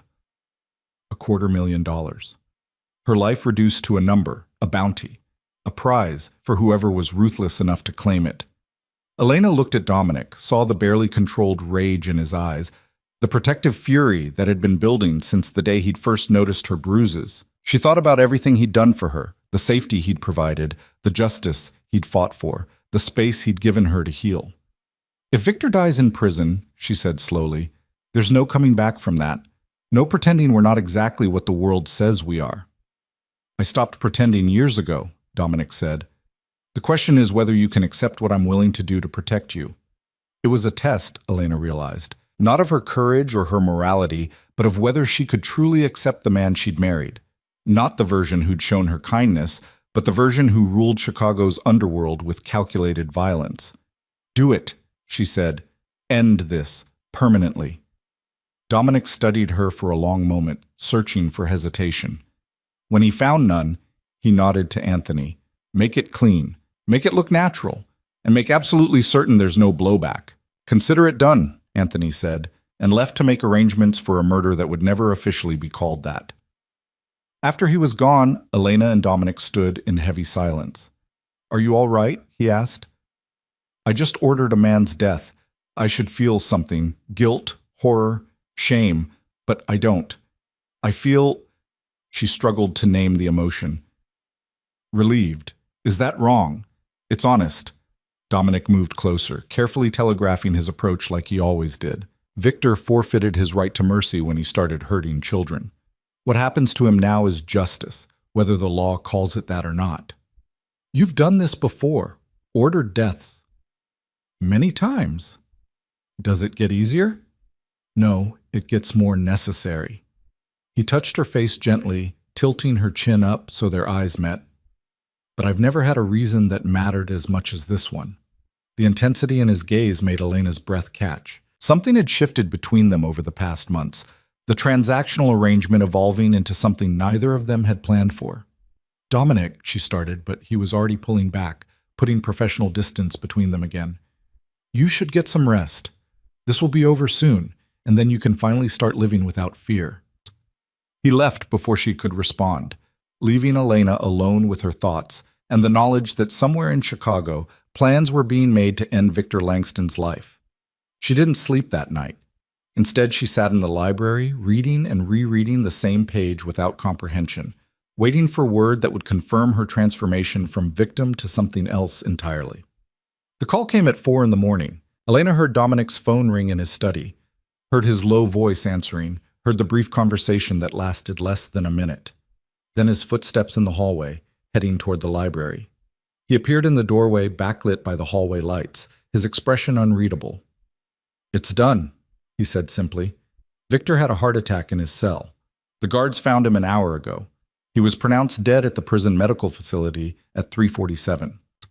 Elena set down her book with hands that barely trembled. How do you feel? The question surprised him. How do I... Elena, this isn't about me. You just killed a man. For me. I think it's very much about you. She stood, crossing to where he stood. So I'm asking, how do you feel? Dominic was quiet for a long moment.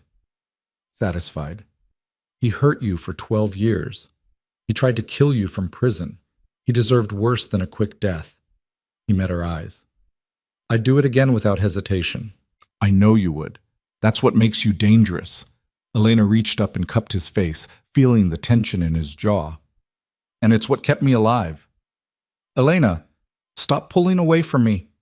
The words came out sharper than she'd intended. You've been doing it for weeks.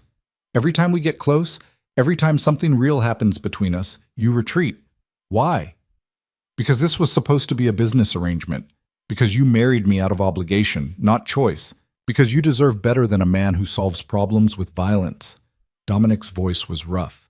Because I'm falling in love with you, and that wasn't part of the deal. The confession hung between them, raw and unexpected. Elena felt her heart hammering, felt the familiar panic rising, but this time it wasn't fear of harm. It was fear of hope, of possibility, of something good that might actually be real. I didn't choose to marry you, she said slowly. But I'm choosing to stay, not because of obligation or duty or fear, because you see me. The broken parts, the scared parts, the angry parts, all of it, and you've never once asked me to be anything other than exactly what I am. Elena, I'm not done. She stepped closer, eliminating the distance he kept trying to maintain. I don't know what love is supposed to feel like. I don't have a healthy reference point. But I know that when I'm with you, I feel safe. I feel seen. I feel like maybe I'm allowed to want things instead of just surviving them. She took his hand, pressed it against her racing heart. So if that's love or something close to it, then yes. I'm falling too. Dominic stared at her for a heartbeat, 2, 3.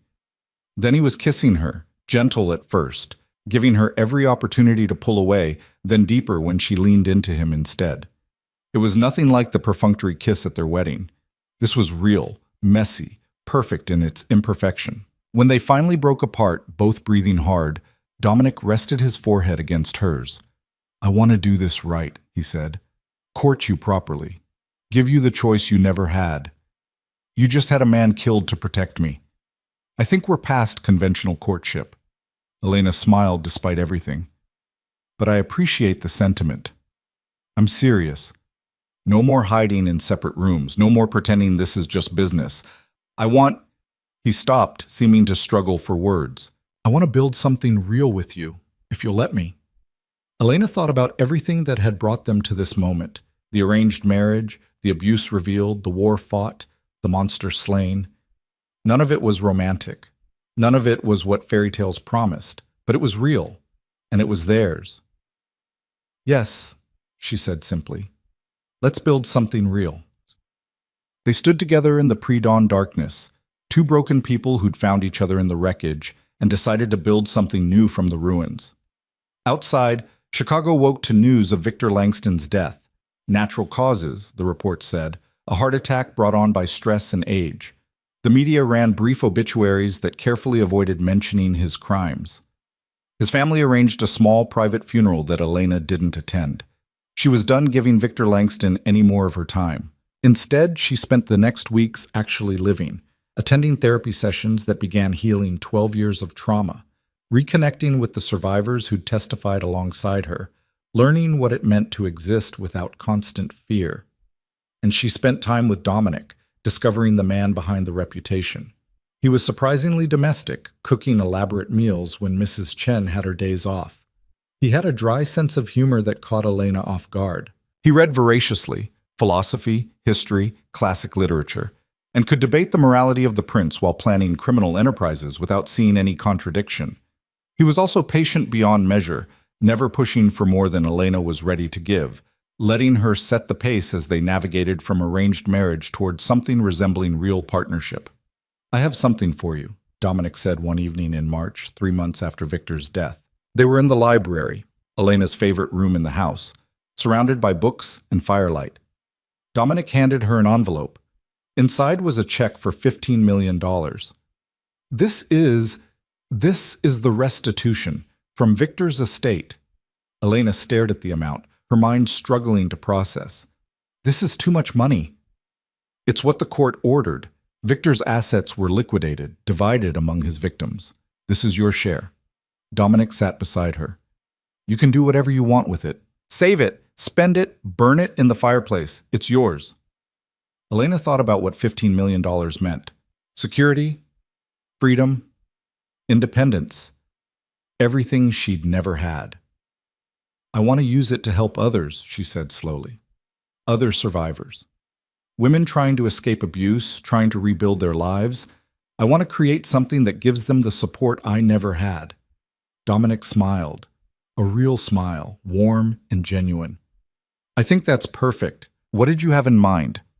They spent the next hour planning, Elena's ideas flowing freely as Dominic helped shape them into something actionable.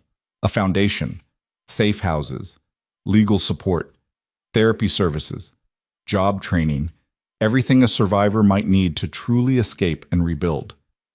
"We'll call it the Elena Hale Foundation," Dominic suggested. "No, not my name." Elena shook her head. "Something that represents what it is. Something that gives hope." They settled on the Phoenix Foundation, rising from ashes, transformation, rebirth. It felt right. Over the next months, Elena threw herself into building something meaningful from her pain. She worked with lawyers to establish the foundation's structure, with Dr. Mitchell to develop support programs, with Maria and the other survivors to ensure the services actually met the needs of people who'd lived through trauma. Dominic supported it all, financially, logistically, using his connections to secure properties and resources, making sure Elena had everything she needed to turn her vision into reality. The foundation officially launched in September, 8 months after Victor's death. The opening ceremony was small, intimate, just the core team, some early participants, and a few carefully selected media outlets to spread the word. Elena stood at the podium, looking out at the gathered crowd, and felt a moment of surreal displacement. A year ago, she'd been a ghost in her own life, invisible and voiceless. Now she was creating something that would outlast her, that would help thousands of women find the freedom she'd fought so hard to claim. "The Phoenix Foundation exists because silence protects abusers," Elena said, her voice steady and strong. "Because too many people look away instead of helping. Because survivors deserve more than just escape. They deserve the chance to rebuild, to thrive, to reclaim the lives that were stolen from them." She paused, letting the words settle. "This foundation is proof that survival isn't the end of the story. It's the beginning." The applause was genuine, warm. Dominic stood in the back, pride evident in his expression, and Elena felt something settle in her chest, a sense of purpose, of meaning, of having transformed pain into something that actually mattered. After the ceremony, as volunteers and participants mingled, Maria approached Elena with tears in her eyes. "Thank you," Maria said, pulling Elena into a hug. "For this, for everything, for showing us that we could fight back." "You fought back all on your own," Elena said. "I just made sure you weren't fighting alone." Later, after everyone had left and the building was quiet, Elena and Dominic stood in what would become the main counseling center, a warm, welcoming space designed to feel safe rather than institutional. "You did something extraordinary today," Dominic said. "We did something extraordinary," Elena corrected. "None of this would exist without you. I just provided resources. You provided the vision, the courage, the refusal to let your pain be meaningless." He pulled her close, and Elena went willingly, fitting against him like she'd been designed to be there. "I'm proud of you." Elena rested her head on his chest, listening to his heartbeat, steady, solid, real. "A year ago, I was terrified of you. Now I can't imagine my life without you. A year ago, I thought I was incapable of caring about anything beyond power and survival. You proved me wrong." Dominic kissed the top of her head. "Thank you for that." They stood together in the space they'd built from tragedy, two people who'd found each other in darkness and created something that brought light to others. The Phoenix Foundation would go on to help hundreds of survivors. But its first success story was the woman who'd founded it, a girl who'd been invisible for 12 years, who'd found her voice and used it to change the world. And beside her, always, was the man who'd gone to war to protect her, who'd killed to keep her safe, who'd loved her enough to let her become exactly who she was meant to be. Together, they proved that real power wasn't control. It was choosing to protect what mattered without breaking it in the process. The Phoenix Foundation's first anniversary arrived with spring rain and unexpected complications. Elena stood in the conference room, reviewing applications from women seeking help, when Dr. Mitchell appeared with a troubled expression. "We have a situation," Dr. Mitchell said, closing the door behind her. "One of our participants, Jessica Chen, 22, her ex-boyfriend found out where she's staying. He's been calling, leaving messages, threatening to come after her." Elena's jaw tightened. "Where is she now?" "Safe house number 3. Marco's team is already on site, but she's terrified. She wants to leave the program, thinks she's putting everyone at risk." "Absolutely not. We don't abandon people because threats get difficult." Elena was already reaching for her phone. "I'll talk to her." 20 minutes later, Elena sat across from Jessica in a small, secure room at the safe house. The younger woman was painfully thin, dark circles under her eyes, hands trembling as she twisted a tissue into shreds.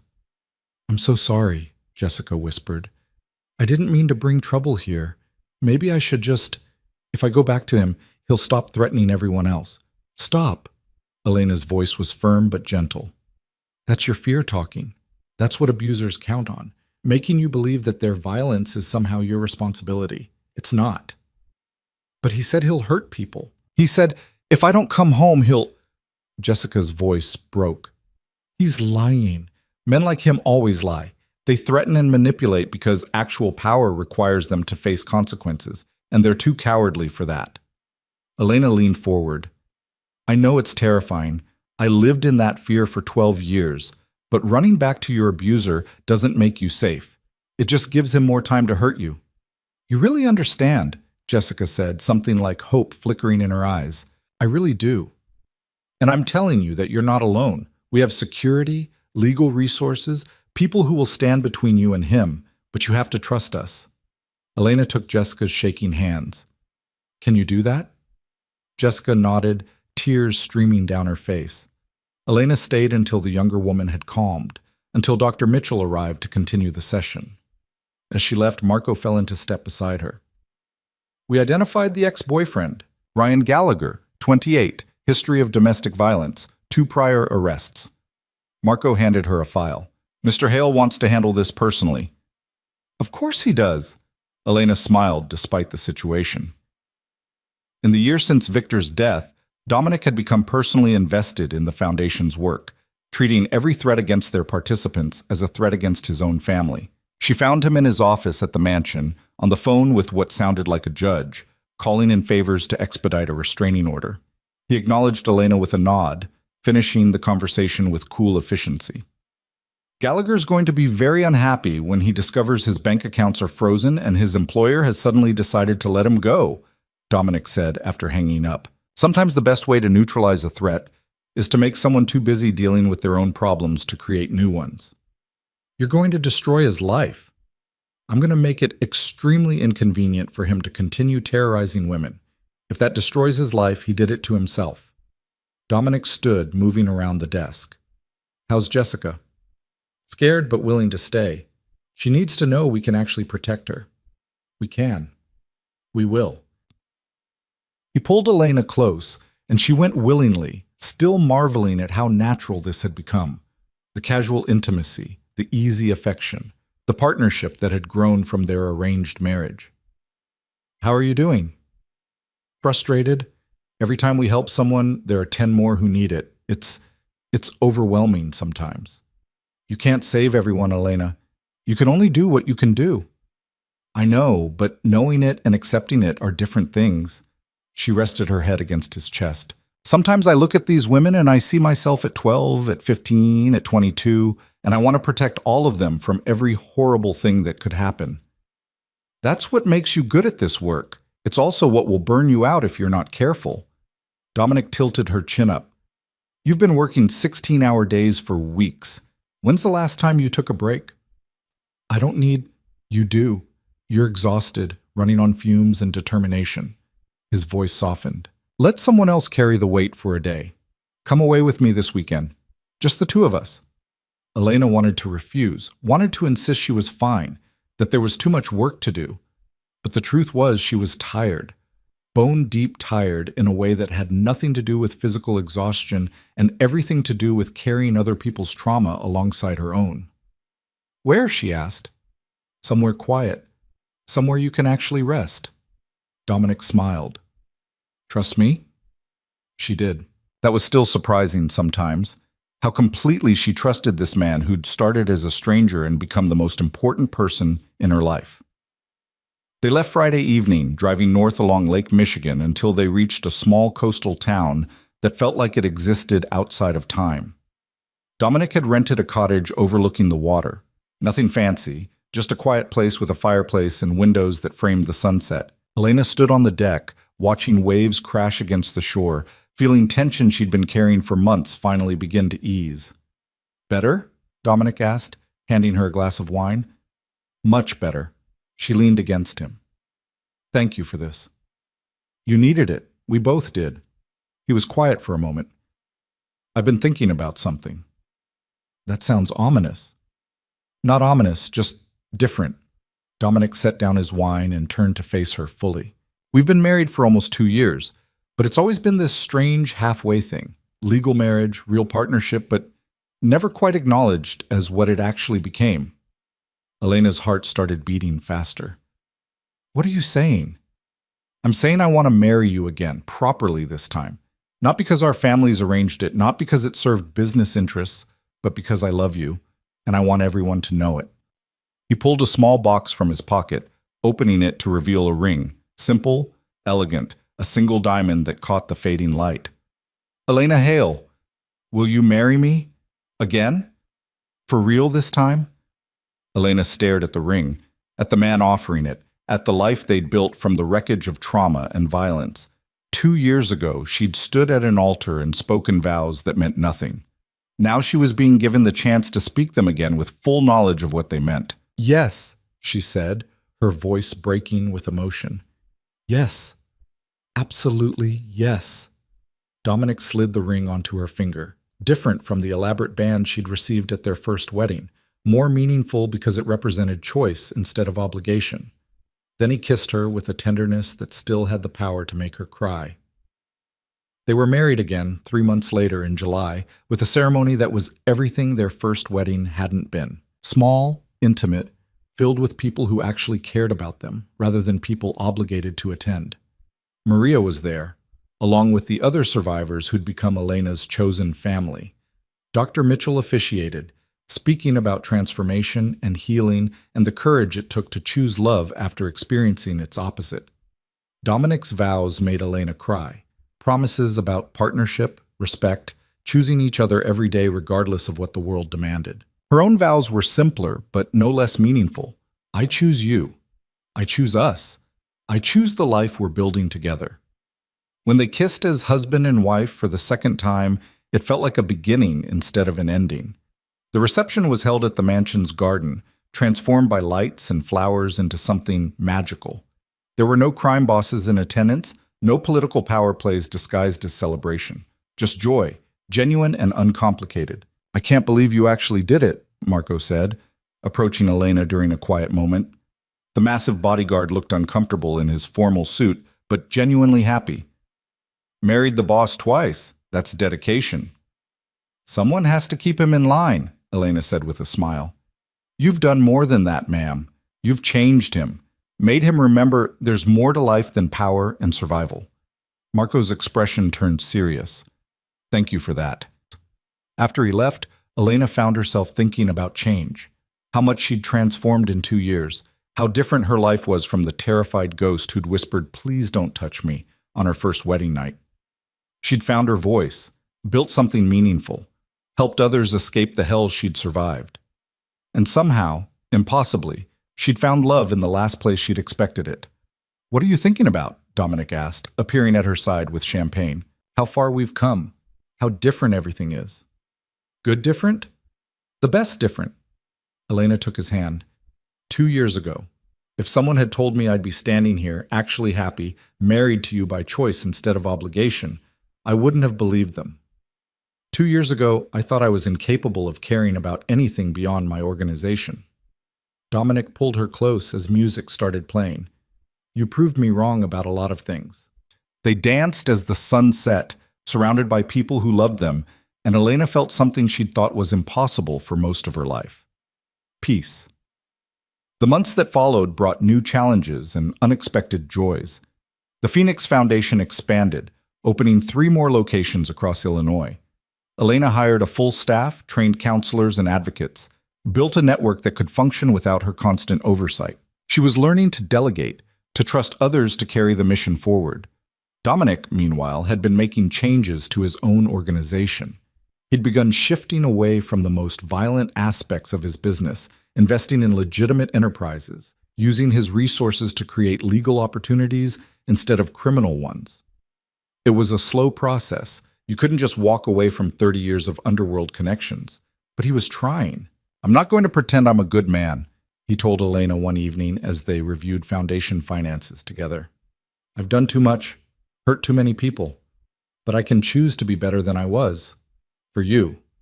For the life we're building." "You're already better than you think," Elena said. "You protected me when no one else would. You fought for justice when the system failed. You've used your power to help the powerless. That matters. It's the bare minimum of human decency. In our world, it's revolutionary." They were interrupted by Elena's phone ringing, an unknown number. She almost didn't answer, but something made her pick up. "Elena Hale?" The voice was female, young, frightened. "My name is Sarah. I got your number from the Phoenix Foundation website. I need help. Please, I need—" "Slow down," Elena said gently, putting the phone on speaker so Dominic could hear. "You're safe right now. Tell me what's happening." Sarah's story spilled out. An abusive husband, 2 small children, nowhere to go because he'd isolated her from family and controlled all their money. She'd been planning to leave for months, but was terrified of what he'd do if she tried. "Where are you right now?" Elena asked. "At a gas station. I told him I was getting milk. I have maybe 20 minutes before he starts calling." Elena looked at Dominic, who was already on his phone, texting rapid instructions to Marco. "Sarah, I'm sending someone to get you. A security professional named Marco Russo, big guy, looks intimidating, but he's completely trustworthy. He's going to take you and your children somewhere safe. Can you stay at that gas station for 15 minutes? Yes. Yes, I can do that." "Good. Marco will be there in 12 minutes. Do you have the children with you?" "No, they're at home. Oh God, I can't leave them." "We'll get them too. But right now I need you to stay calm and wait for Marco. Can you do that for me?" Sarah agreed, her voice shaking but determined. Elena stayed on the phone with her, talking her through the panic, until Marco confirmed he had her in protective custody. "Now the children," Dominic said, already coordinating with his team. "We need to extract them without alerting the husband." What followed was a carefully orchestrated operation that would have been illegal in any context that didn't involve saving children from an abusive home. Dominic's people posed as CPS workers, arrived with legitimate-looking paperwork, and removed Sarah's children with such professional efficiency that her husband didn't even realize it was a setup until hours later. By the time he figured it out, Sarah and her children were in a secure location with a restraining order being filed and divorce papers being prepared. You just kidnapped 2 children, Elena said, watching the operation unfold through Marco's body camera footage. I rescued 2 children from an abusive environment, Dominic corrected. There's a difference. The law might disagree. The law, Dominic said coldly, has failed to protect those children for years. Sometimes you have to work outside the system to get actual justice. Elena knew he was right, even if it made her uncomfortable. They'd learned that lesson with Victor. Sometimes the system worked, and sometimes you had to take matters into your own hands. Sarah's case became a blueprint for how the Phoenix Foundation handled high-risk extractions. They developed protocols, built relationships with sympathetic police officers and judges, created a network that could move quickly when lives were at stake. Not every case ended well. Some women went back to their abusers despite every resource offered. Some were found before they could escape. The work was heartbreaking and frustrating and necessary in equal measure. But there were victories too. Women who escaped, rebuilt their lives, thrived. Children who grew up safe. Abusers who faced actual consequences. Elena kept photos of the success stories in her office. Maria, who'd gone back to school and was now studying to become a therapist. Jessica, who'd started a small business and was financially independent.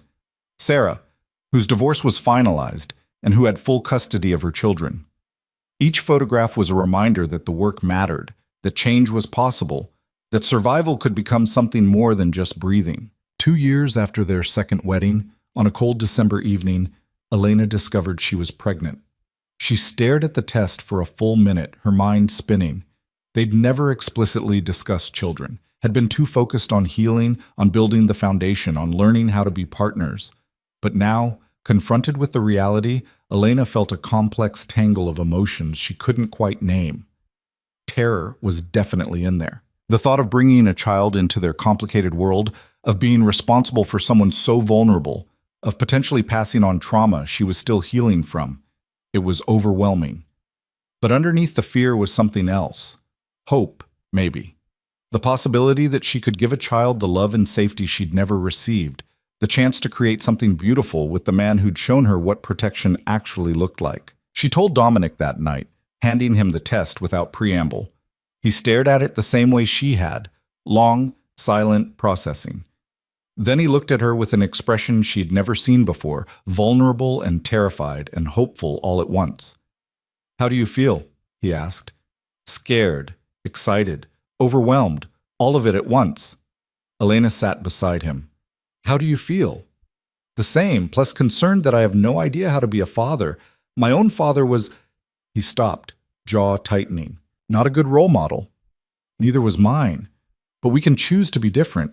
We can choose to give our child what we never had." "Can we?" Dominic's voice was raw. "Elena, I'm a crime boss. I've killed people. I run an organization built on violence and corruption. What kind of father does that make me?" "The kind who went to war to protect someone he barely knew. The kind who uses his power to help the powerless. The kind who chose to change because he wanted to be better." Elena took his hand, placed it on her still flat stomach. "You're not your father, Dominic. You're the man who saved me. And you'll be a good father because you'll choose to be." They sat together in the quiet, processing the magnitude of this unexpected gift. "A baby," Dominic said finally, wonder creeping into his voice. "We're having a baby." "We're having a baby," Elena confirmed, and felt the fear recede slightly, replaced by cautious joy. The pregnancy was complicated, not medically, but emotionally. Elena had nightmares about failing as a mother, about passing on trauma, about her child suffering the way she had. Dr. Mitchell helped her work through the anxiety, reminding her that awareness of potential problems was the first step to preventing them. Dominic was simultaneously protective and terrified. He baby-proofed the mansion months before necessary, hired additional security, read every parenting book he could find with the same intensity he brought to planning criminal operations. "You're going to be insufferable when she's actually born," Elena said, watching him install the third redundant security system in the nursery. "She? I have a feeling—" "A daughter," Elena smiled. "A daughter who will have you wrapped around her tiny finger from day one." "A daughter," Dominic repeated, and Elena saw him melt at the thought. "She'll be terrifying, just like her mother." Their daughter was born on a sunny August morning, healthy and loud and perfect. They named her Sophie, a name that meant wisdom, a hope for the future they wanted to give her. Elena held her daughter for the first time and felt something break open in her chest, a love so fierce and immediate it was almost painful. This tiny person, who knew nothing of the darkness her parents had survived, who existed as pure possibility. "She's perfect," Dominic whispered, touching Sophie's tiny hand with gentle reverence. "How did we make something this perfect?" "I have no idea," Elena said honestly. "But we did." Sophie became the center of their world. Elena took 6 months away from the foundation to focus on motherhood, learning how to care for this tiny person who depended on her completely. It was exhausting and beautiful and terrifying, all the things she'd expected and several she hadn't. But the hardest part was confronting her own trauma through the lens of parenthood. When Sophie cried, Elena had panic responses she couldn't fully control. Terror that she was failing, that she was hurting instead of helping, that she was becoming her own parents. Dr. Mitchell increased their sessions, helping Elena separate past trauma from present reality. "You're not abusing Sophie when you struggle with sleep deprivation," Dr. Mitchell said firmly during one session. "You're not neglecting her when you need help. You're not failing when you don't know instinctively what she needs. You're a new mother learning, just like every other new mother. Your past doesn't make you incapable of love." Slowly, with support and therapy and Dominic's steady presence, Elena learned to trust herself as a mother. She learned that love didn't have to be perfect to be real, that making mistakes didn't mean she was broken, that Sophie was safe, loved, protected in ways Elena had never been. Dominic, meanwhile, transformed into a father with the same completeness he brought to everything else. He was patient through sleepless nights, gentle during diaper changes, utterly besotted with his daughter in a way that made Elena fall in love with him all over again. "I never thought I'd have this," he admitted one night, holding Sophie while she slept. "A family, real happiness, something worth protecting that wasn't about power or control." "You deserve it," Elena said. "We both do." The Phoenix Foundation continued growing even during Elena's maternity leave, the staff she'd built keeping the mission alive and expanding. When Sophie was 6 months old, Elena returned part-time, bringing her daughter to the office and normalizing the idea that mothers could be leaders and caregivers simultaneously. Sophie became the Foundation's unofficial mascot, a symbol of hope, of the future they were building for all survivors. The women who came through the program loved her, saw in her tiny face the possibility that life after trauma could include joy. On Sophie's first birthday, they celebrated at the mansion with the chosen family they'd built. Marco and his wife, Dr. Mitchell, Maria, and several other survivors who'd become close friends. The Foundation staff who'd become extended family. Elena stood on the terrace, watching Dominic hold their daughter while she gleefully destroyed a cupcake and felt overwhelming gratitude for the improbable journey that had brought them here. "You look happy," Maria said, joining her. "I am, truly happy, for the first time in maybe ever." Elena smiled. "It's strange. 2 years ago I couldn't imagine surviving. Now I can't imagine anything other than this." "You've earned it. You survived hell and came out the other side stronger." Maria hugged her. "Thank you. For everything you've done for me, for all of us, for showing us what's possible." After the party, after guests had left and Sophie was asleep in her crib, Elena and Dominic sat together in the library, the same room where she'd spent so many sleepless nights during those first terrible weeks of marriage. "Do you remember what you told me that first night?" Dominic asked. "When I found the bruises?" "I begged you not to touch me," Elena said quietly. "You did. And I promised you'd be safe, that nothing would happen without your consent." He pulled her closer. "I meant it then. I mean it now. Every day I wake up grateful that you trusted me enough to build this life together. I'm grateful too. For you, for Sophie, for the Foundation, for everything we've created from the wreckage." Elena traced patterns on his chest. "Sometimes I think about that terrified girl at the altar, and I wish I could tell her that it gets better, that 2 years later she'll be happy in ways she can't even imagine. She survived long enough to become you. That's its own kind of miracle." They sat in comfortable silence, listening to the sounds of their home. Sophie's soft breathing over the baby monitor, Mrs. Chen moving quietly through the kitchen, the distant hum of the city beyond their walls. Years passed in a blur of milestones and challenges and quiet joys. Sophie grew from infant to toddler to a bright, fierce 4-year-old who had inherited Elena's determination and Dominic's strategic mind. The Phoenix Foundation expanded to 12 locations across 3 states, helping thousands of survivors escape abuse and rebuild their lives. Dominic gradually transformed his organization, divesting from criminal enterprises and investing in legitimate businesses. It was a long process. Some connections couldn't be severed cleanly, some histories couldn't be erased, but he was committed to giving Sophie a father she could be proud of. Elena continued therapy, continued healing, continued learning that survival was just the first step on a much longer journey toward wholeness. Some days were harder than others. Anniversaries of trauma, unexpected triggers, moments when the past crashed into the present without warning. But she had support now. A partner who understood. A daughter who depended on her. A purpose that gave meaning to her pain. On Sophie's 5th birthday, Elena and Dominic stood in the garden watching their daughter play with children from the foundation, kids whose mothers had escaped abuse, who were learning what safety felt like.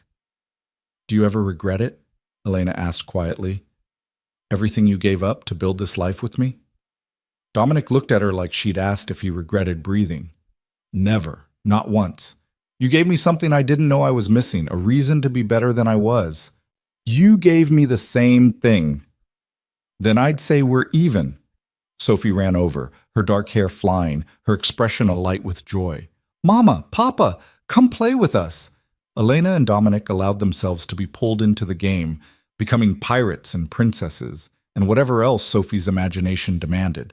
And as Elena chased her daughter around the garden, laughing with genuine happiness, she thought about how far she'd come. From invisible to seen, from victim to survivor to something beyond either word. From a girl who'd whispered, "Please don't touch me," to a woman who'd built an empire of protection from her own pain.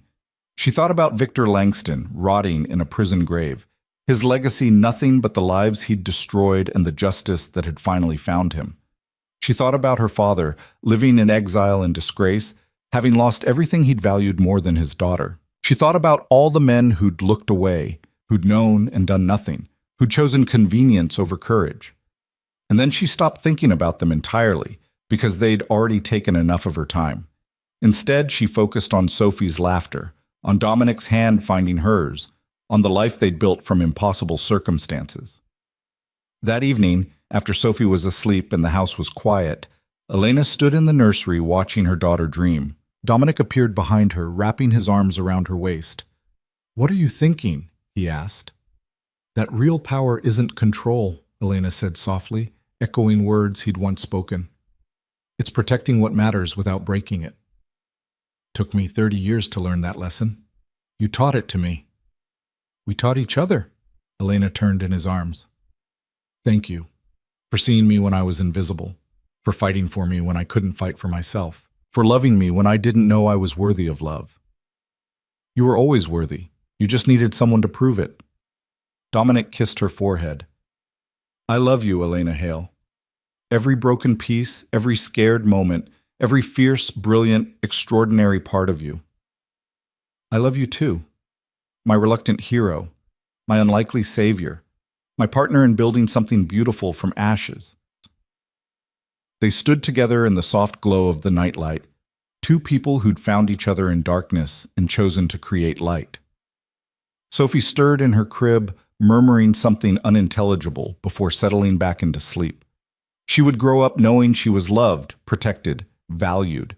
She would never know the terror of invisible pain, the silence of abuse, the horror of being alone with a monster. She would know safety, choice, the fierce protection of parents who'd learned what love actually meant. And that, Elena thought, was the truest victory of all, not just surviving, not just healing, but creating a future where the next generation never had to endure what they had.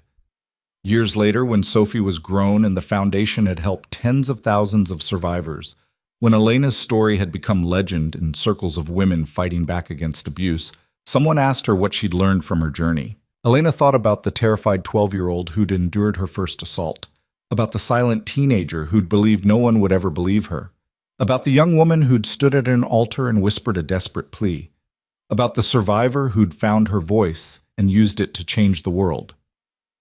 I learned that silence protects abusers, but truth sets survivors free, she said. I learned that real strength isn't enduring pain, it's refusing to let pain define you. I learned that love, real love, looks like someone going to war to protect you, then giving you space to save yourself.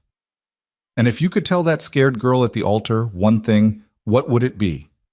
Elena smiled, thinking of Dominic, of Sophie, of the life she'd built from the ruins of trauma.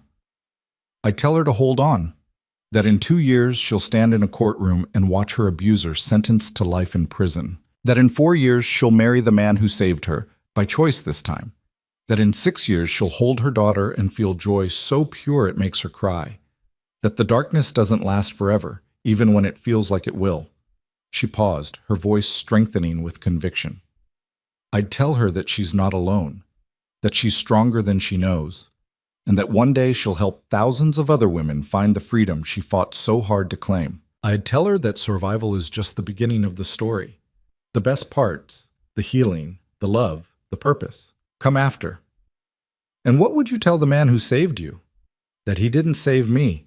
He gave me the safety to save myself, and that made all the difference. Elena returned home that evening to find Dominic in his study, reviewing legitimate business contracts instead of criminal enterprises, and Sophie doing homework at his desk while chattering about her day at school. The mansion that had once felt like a prison was now filled with laughter and light, and the chaotic beauty of family. She stood in the doorway, watching the two people she loved most in the world, and felt the weight of her journey settle into something like peace. The scars would always be there, physical and psychological, visible and hidden. Some wounds never fully healed, but they'd become part of her story rather than the whole of it. She was Elena Hale, survivor, advocate, mother, wife. She'd been broken and had chosen to rebuild. She'd been silenced and had found her voice. She'd been invisible and had become impossible to ignore. And most importantly, she'd learned that real power wasn't the ability to control or destroy. Real power was choosing to protect what mattered, to love without conditions, to build something beautiful from the wreckage of pain. Real power was surviving the darkness and still choosing to create light. That night, as Elena tucked Sophie into bed, her daughter looked up at her with serious eyes. "Mama, why do you help all those sad ladies at your work?" Elena smoothed her daughter's hair, considering how to explain trauma to a child who'd never known it. "Because once upon a time, I was a sad lady too. And someone helped me when I needed it most. Now I help others the same way." "Papa helped you?" "He did. He showed me what being safe felt like, what being loved looked like, what being strong meant." Sophie thought about this for a moment. "When I grow up, I want to help people too, just like you and Papa." Elena's heart swelled. "You can be anything you want to be, sweetheart, as long as you're kind and brave and remember that your voice matters." "My voice matters," Sophie repeated solemnly, as if committing it to memory. After her daughter fell asleep, Elena returned to the library where Dominic waited. She curled against him on the couch, feeling his arms come around her with familiar warmth. "Sophie wants to help people when she grows up," Elena said. "Of course she does. She's your daughter." Dominic kissed the top of her head. "She's going to change the world just like you did. We changed it together." "We did, and we'll keep changing it. For her. For everyone who needs protection. For everyone who needs to know that survival is possible." Elena closed her eyes, listening to Dominic's heartbeat, feeling the peace of knowing she was exactly where she belonged. The girl who'd been invisible for 12 years had found her voice. The woman who'd been broken had rebuilt herself into something stronger than before. The survivor had become a warrior, fighting for others the way someone had once fought for her. And the reluctant bride who'd whispered, "Please don't touch me," had discovered that true love looked like a man who'd heard that plea and spent every day since proving she was safe, valued, and cherished beyond measure. This was her story. Not of perfect healing or complete recovery, those were fairy tales that real trauma didn't allow, but of choosing to live instead of just survive, of building meaning from pain, of transforming darkness into light, not by pretending the shadows didn't exist, but by refusing to let them define the whole picture. Elena Hale had walked through hell and emerged on the other side with her humanity intact. and she'd used that journey to build a bridge for others still trapped in the flames. That was real power. That was real victory. That was love forged in fire, tested, tempered, and unbreakable.